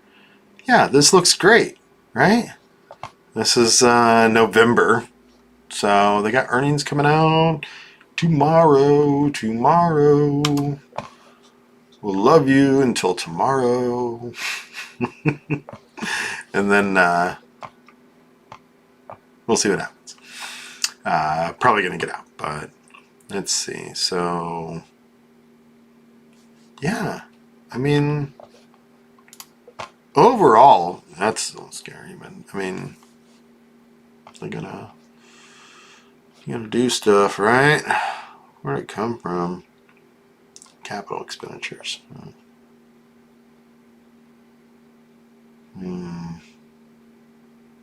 Yeah.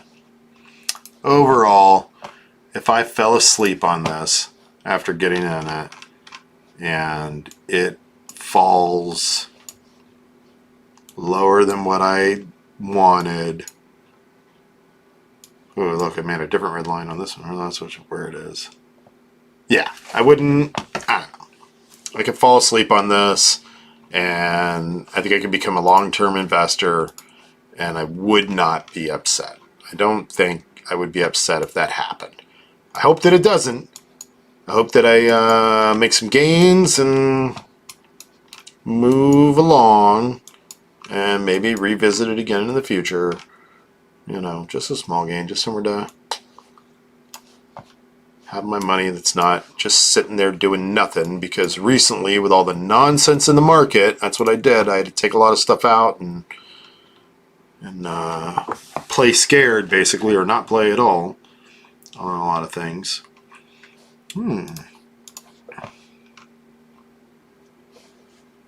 Yeah, whatever. Anyways, so what was the other one? This was an interesting one. I wanted to look at CHRA. I think we looked at this one already. This was the concrete, right? Environmental maintenance, generation. Yep. I think this is the one doing the coal for the concrete. And ooh, interesting. Anyways. So I think that is just about everything. I'm not hearing any news, but that's because it was turned off. So nothing exciting there. Let's take a look if there's anything else that I wanted to pay attention to. 58. So GM's finally getting back, which is great. Big believer in General Motors. Chewy, CHWY, Chewy shares now at 85.85. Ooh. Up more than $5. About $5.50 now on Just Chewy. saw that a second ago too.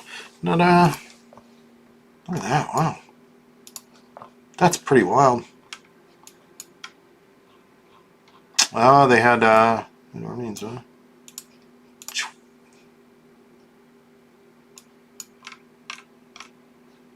That's pretty nice. So they got theirs, and then they're out. So General Motors, which I think is the future. It's not a Tesla killer. PVH, Papa Victor Hotel, PVH. Reporting a loss of 38 cents. That's wider than the 31-cent loss that was expected for Papa Victor Hotel. Revenue $2.09 billion. The estimate was $2.12 billion for PVH. So why is it going up then? MIND, Michael India, November Delta. Mind Technology and PGS entered into supply agreement. That's MIND. Mind shares are getting a pop here on that agreement. MIND hit a high of 297, now at 271, 42 cents. That's Michael India, November Delta. Oh, wow. MIND. Shares popping on that press release. See, all the exciting stuff happens now. Now it's time for everything to get exciting. I mean, in general, right? I mean, I can't move that around. Everything looks pretty nice. I mean, who doesn't like that? There's probably somebody out there who doesn't like that, but it's pretty nice, right? Look at that. VJET, Voxel Jet, Victor, Juliet, Echo Tango. All the fun stuff happens. A loss of 0.77 euros versus a loss of 0.77 euros a year ago. That's VJET, Victor, Juliet, Echo Tango. VJET, Voxel Jet. Is it the Minecraft jet company? They make jets for Minecraft, or they make the jets in They design their jets inside Minecraft, right? They let the users crowdsource the design of the jets in Minecraft, and then they build them. Let's see what they do.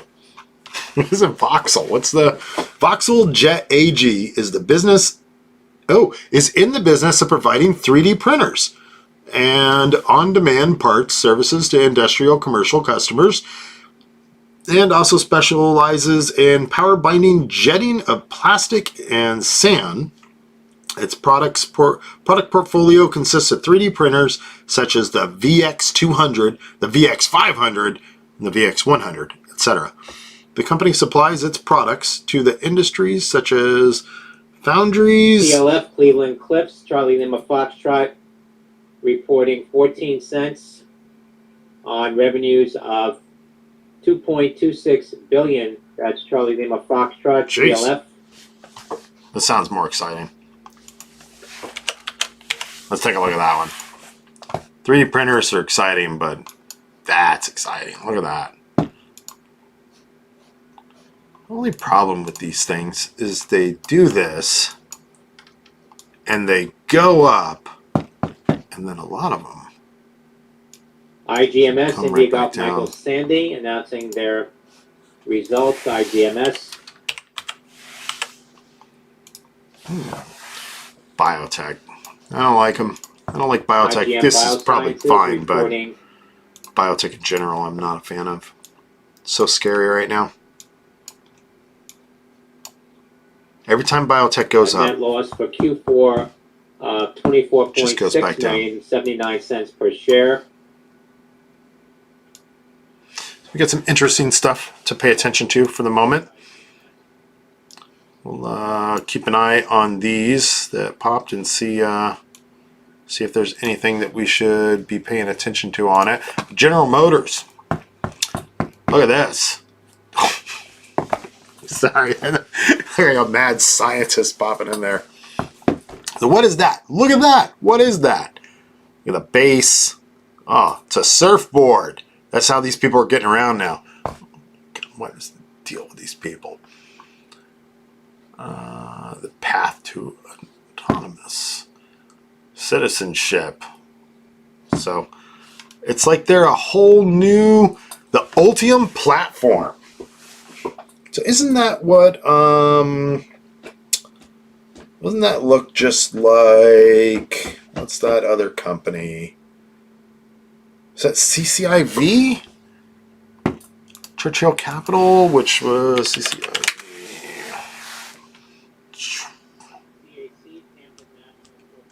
Lucid Motors, that's what it is. So Lucid Motors.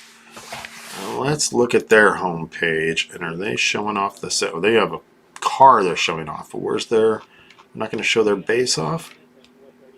Ooh, is that I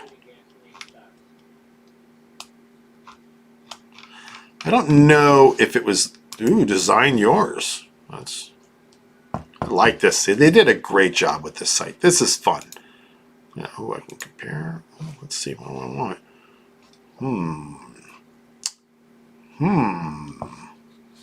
Oh, of course. Why am I?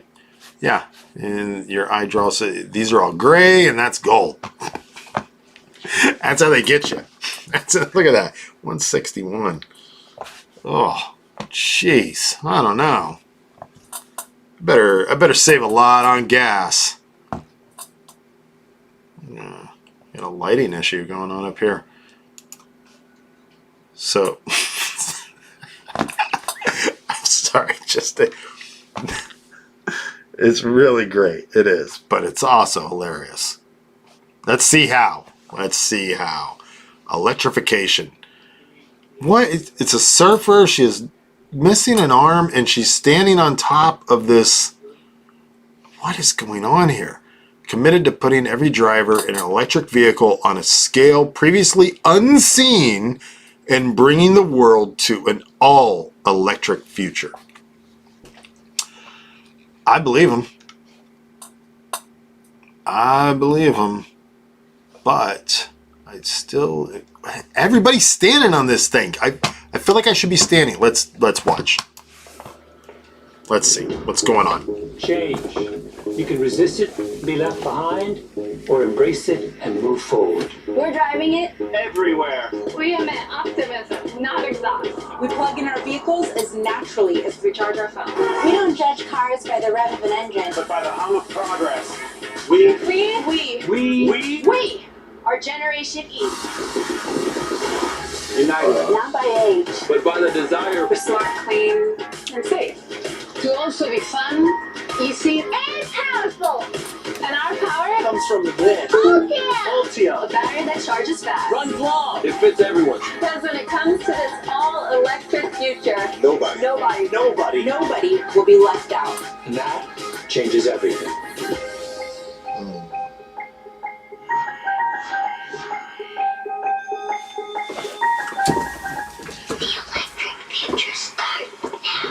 So GM is very interesting to me because I am not excited about GM and their new cars.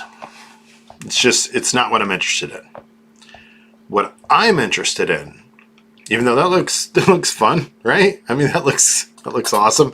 And did they take a Hummer and make it technically environmentally friendly? Because it was the most unenvironmentally friendly vehicle out there, almost, right? At least the most popular one, maybe. It and the what was it? The Excursion. Oh man, didn't they make the Excursion illegal at one point? It was so bad on the environment, I think. I don't know. Anyways, I'm not excited for GM for their vehicle selection and what they're bringing. What I am excited, and it looks like they're excited about, is their battery. And I guess the platform is pretty exciting too. This is what I'm excited for, because this, if I'm understanding it correctly, is being designed to be able to go in any electric vehicle. So Tesla's not going to be using it, probably, right? I mean, why would they? And a lot of other car companies won't be using it either. And why should they? But there are also a lot of other electric vehicle companies out there, and companies that are not electric vehicles but will eventually need to get into the space. And when they decide that they're going to get into the space, are they going to build their own battery too? Are they going to start? They're already going to be late. Or if they're new, they're going to start from scratch. It makes no sense. So what does make sense is who makes the parts. So I think GM is about to become really big in the parts department, and that part being the battery, and I guess their platform too. Oh man, I wish I knew which one it was. I think it is Lucid Motors. I'm not positive though. It's them or one of the other ones. They do this whole video with their platform that they're building. and I'm not sure where they get their battery situation from or if they're making it, but yeah, see, this is the big deal about them. This isn't them showing you this and saying, look at the base for our cars. Look at what we're building over here. What they're showing you is, look at what a good portion of the vehicle manufacturing industry is going to use. That's what they're trying to take. They are taking, they could sell 10,000 Hummers, or they could sell 10,000 Hummers and 20,000 platforms. Obviously the numbers are larger, but if there's, X amount being sold in the entire market of electric vehicles, there will be, eventually there will be, right? If not electrical, autonomous, but electrical is going to just take a huge portion, if not all, of the market at some point. Who knows how far down the road? But when that happens, what is in that picture? What the heck are those? A bunch of those little batteries? What's going on there? Yeah, it looks like, oh, that's their, oh, that's the drive. Ugh. So crazy looking. So not only do they have the battery solution that they'll continue to make money on, and you can integrate that battery into your vehicle, but on top of that, they have this platform situation. They're building the technology for other vehicle manufacturers to get into the game. And they're not doing it out of the kindness of their own heart. They built, where's that, do they even have?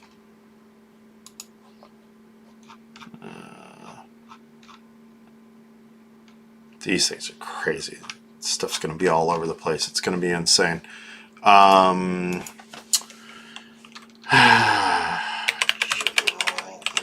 Odors, battery, factory.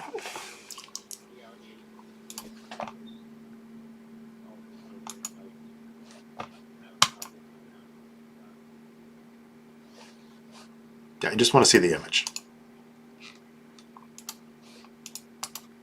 Look at this thing.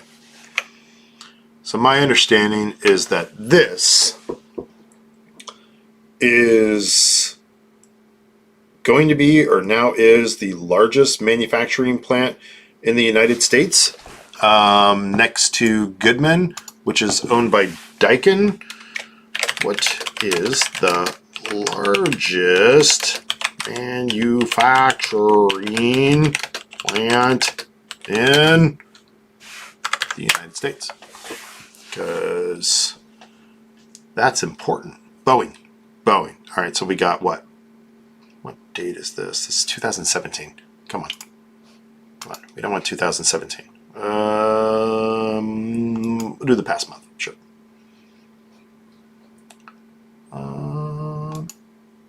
Maybe. Apple. I don't know about that. Ford. Ooh. Wait a minute. Now, manufacturing companies. That's not what I'm looking for. I'm looking for... I'm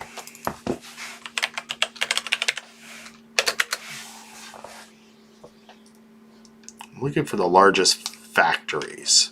I'm looking for the largest... What's the biggest impact? And it's also that this impact is not... It's not happened yet with these companies. So we got Boeing, Daikin, and GM, I believe. Top manufacturing companies in the world. Ford is up there too. I don't know about the BM. I don't know. It's probably, I'm just not asking the question correctly, I think is...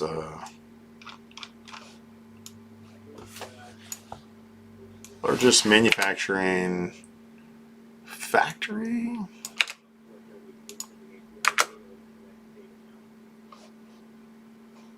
Not the largest companies. I want to know the largest plants. So I guess we could try this a different way. Goodman, where's it at? Somewhere in Texas. Plant, I guess you call it. General Motors and Pennsylvania. I think it's in Lordstown, maybe. Let's type in Ultium. Let's try that. It should pop up on a list together at some point, right? No, of course not. Anyways, the point is, it's huge. It's a huge plant. It's huge. So is the Daikin one. So these guys are planning on building just a ton of stuff. And I think everyone else is going to use them. I don't think that a lot of these people are going to have a choice. I think a lot of these people are trying to get involved in this market, and they're going to find pain points that maybe they're not experiencing today, but they're going to experience later. Maybe, I don't know, Volkswagen or somebody's maybe not a good example. I don't know who. I don't want to say Lucid Motors, too much hype on that, but let's just say that Hyundai is probably another bad example. Whatever. There's a car manufacturer out there. It's going to make an electric vehicle that's probably going to be looking at getting a lot of sales. And they're not going to be able to ramp up their manufacturing because they're going to be missing some key ingredients that I don't think that they're going to have down. Because if you take right now the basics, you take the battery and that platform that GM's doing, and you take that out of the mix, a lot of these car manufacturers that have already been around for a long time, they already have the factories and the equipment to produce a good portion of the rest of the car. Now, I'm not saying they shouldn't change the way they're doing those things or that there isn't some changes that need to be made. I'm saying that if you take those two things out of the equation, and now GM's making all the cars. And it's not happening yet, but I believe it is going to. That, and they have flying Cadillacs. So, you know, flying Cadillacs. Come on. You know, what are you going to do about that? What the heck is going on there? That's the aftermarket nonsense. That's so weird looking, though. Look at that. At the very end of the day. Oh, let's buy a bunch. 58, 53. So, what is the, what are we being told here by our favorite people? 70 and 85, Citigroup. 57 and 80, so we're pretty safe there. 27, who's that? 27, oh no, they raised it to 60 from 27, so they weren't a believer. Now they believe. Now they're a believer. Buy, overweight, buy, overweight. And the analysts think it's going to be right. Not that I trust them, but 53, that's not great. That's not great. That's not great. Their financials are a wreck, right? Balance sheet looking good, right? Income, not great. This is not great. But, I mean, September 2020 they were. And then that.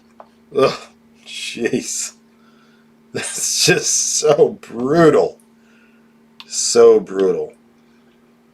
But, I mean, I don't know. I'm a big believer in this one. Let's see what else we got. Anything else interesting for the day before we check out? I think this is all going to be aftermarket now. Is it API, is it?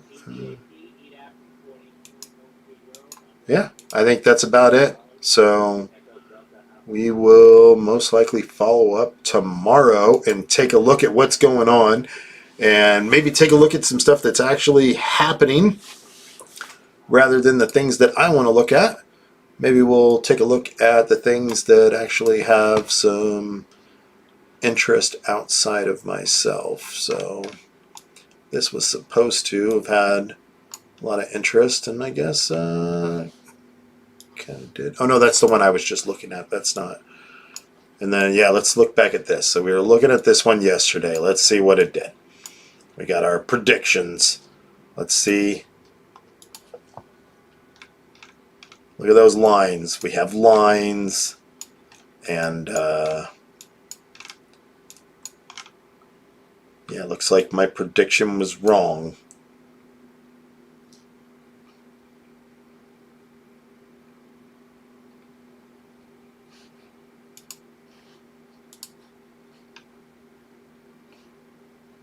It's pretty rough.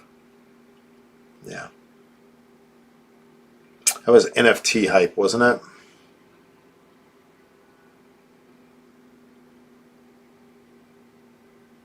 Oh, okay. Yeah, it's a mess. It's a mess. SOS, I guess, came back in for a second, but didn't seem to matter too much. This one, this had a bit of a wild ride today. Oh.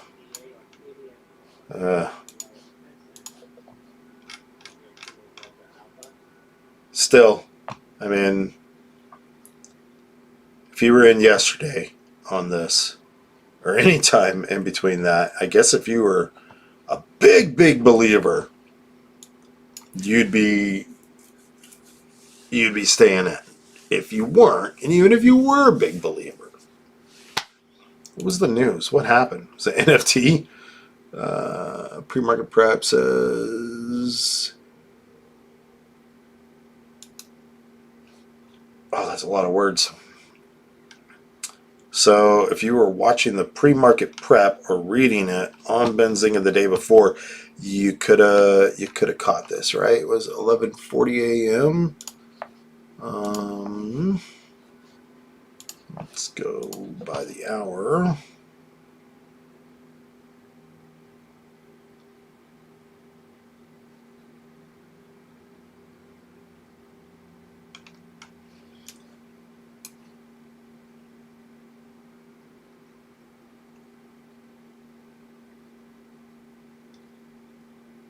Yeah, okay. So around there, I mean, if you read it there, I see it much, but the pre-market prep would have been out earlier. So this is really, I think, looking at that, if the site showed it the night before, right? So this is 4, so it's the end of the day yesterday. So this is a yesterday, no, 4 a.m., 4 a.m. So this is the big boys playing around, right? And then it comes in and loses and comes back. I mean, unless you were in it yesterday, at this point, I don't think there's much for you. And it gave it a bunch pack, but still, if you were in $2 a share, if you're in 4, you could ring the register and get out of it and make some money. I don't know what's going on, but the reasoning why is trading halted, shares resume higher. If this thing says NFT, reported better than expected earnings.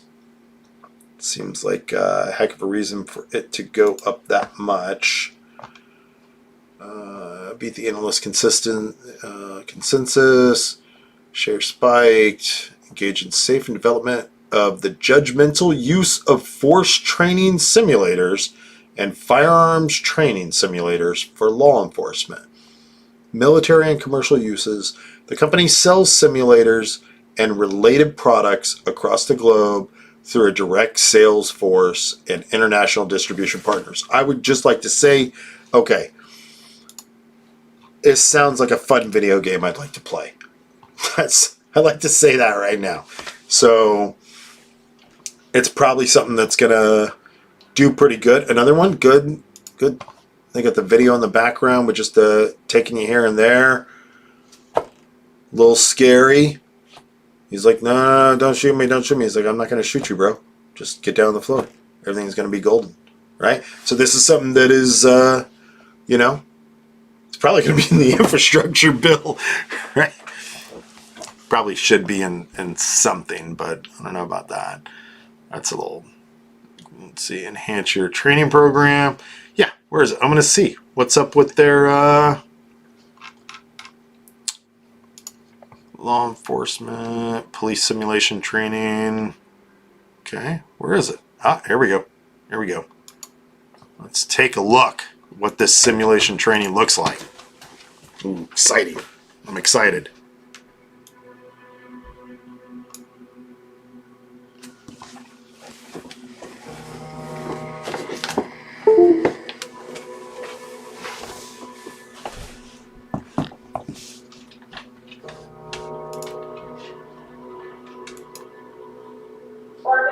Response to 2120 North Hillside Drive for a welfare check.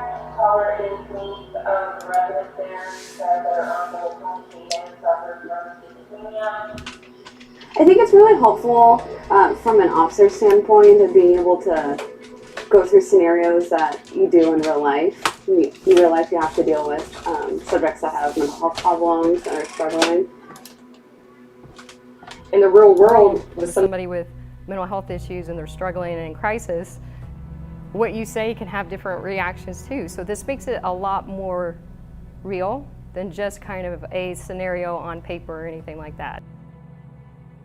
When you're going to calls, it's not every single call is a use of force situation. So there's a lot of different situations where you have to verbally de-escalate the situation or figure out other types of solutions. Use of force is not the only option. It's that interaction during the scenario that I like, and the fact that here you can kind of have a do-over. Like if you go down one path and it's not super great, you get a chance to do it again. So you're not creating a training scar. You get that nice positive ending that you want to get.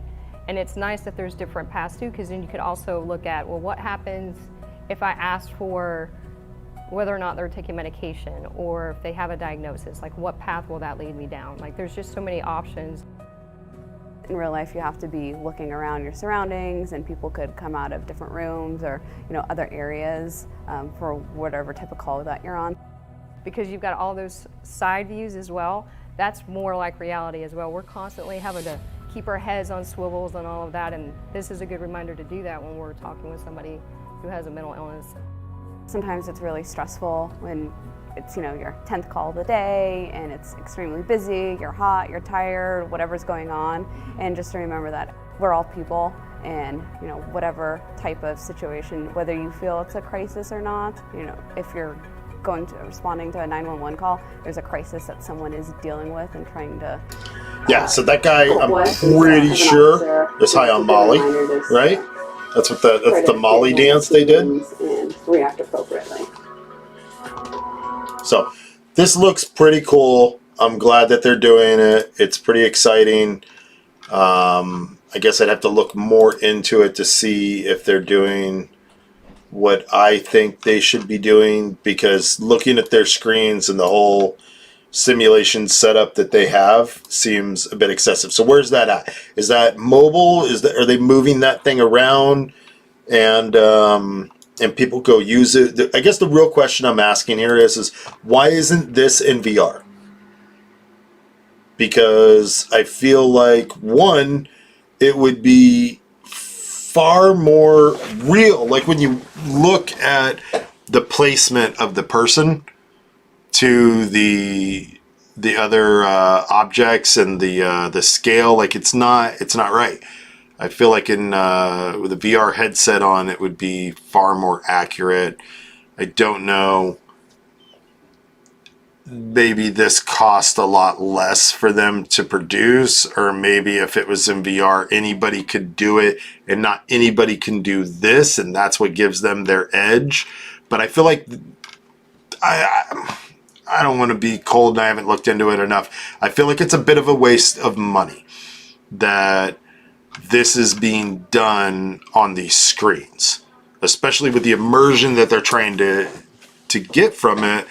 This should just be done in VR. This is a software problem, not a hardware problem, and they're using hardware to solve to make the solution here, and VR really seems like it would be far superior and probably cost the same amount, if not less, probably less, to develop this in VR than it would be to develop it the way that they're doing right here.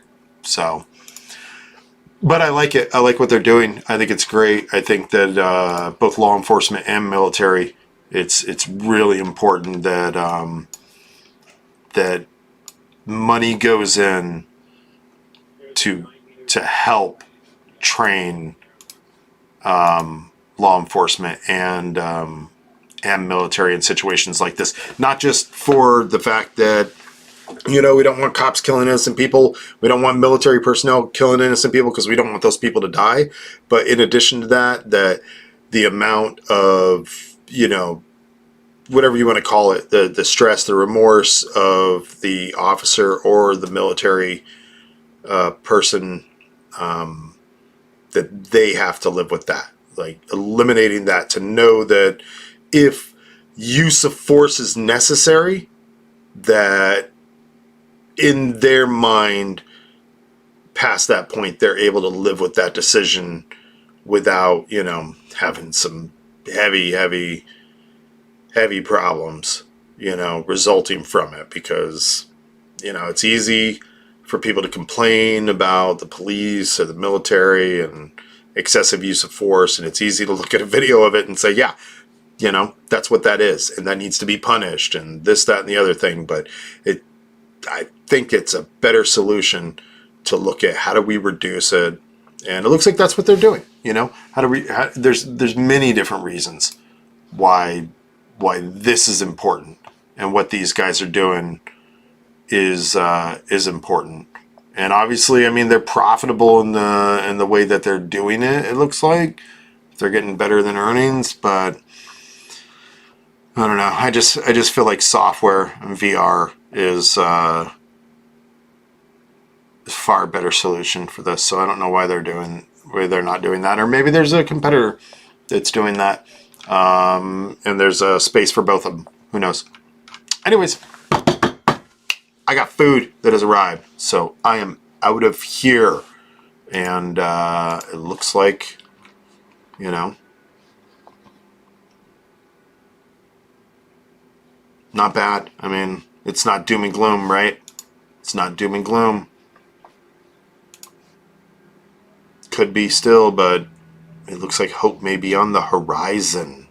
Oh, this pool company. I'll have to get into this tomorrow. I was not a believer, and look at what I have done. Look at what I have missed. Man. Somebody made some money. All right. Anyways,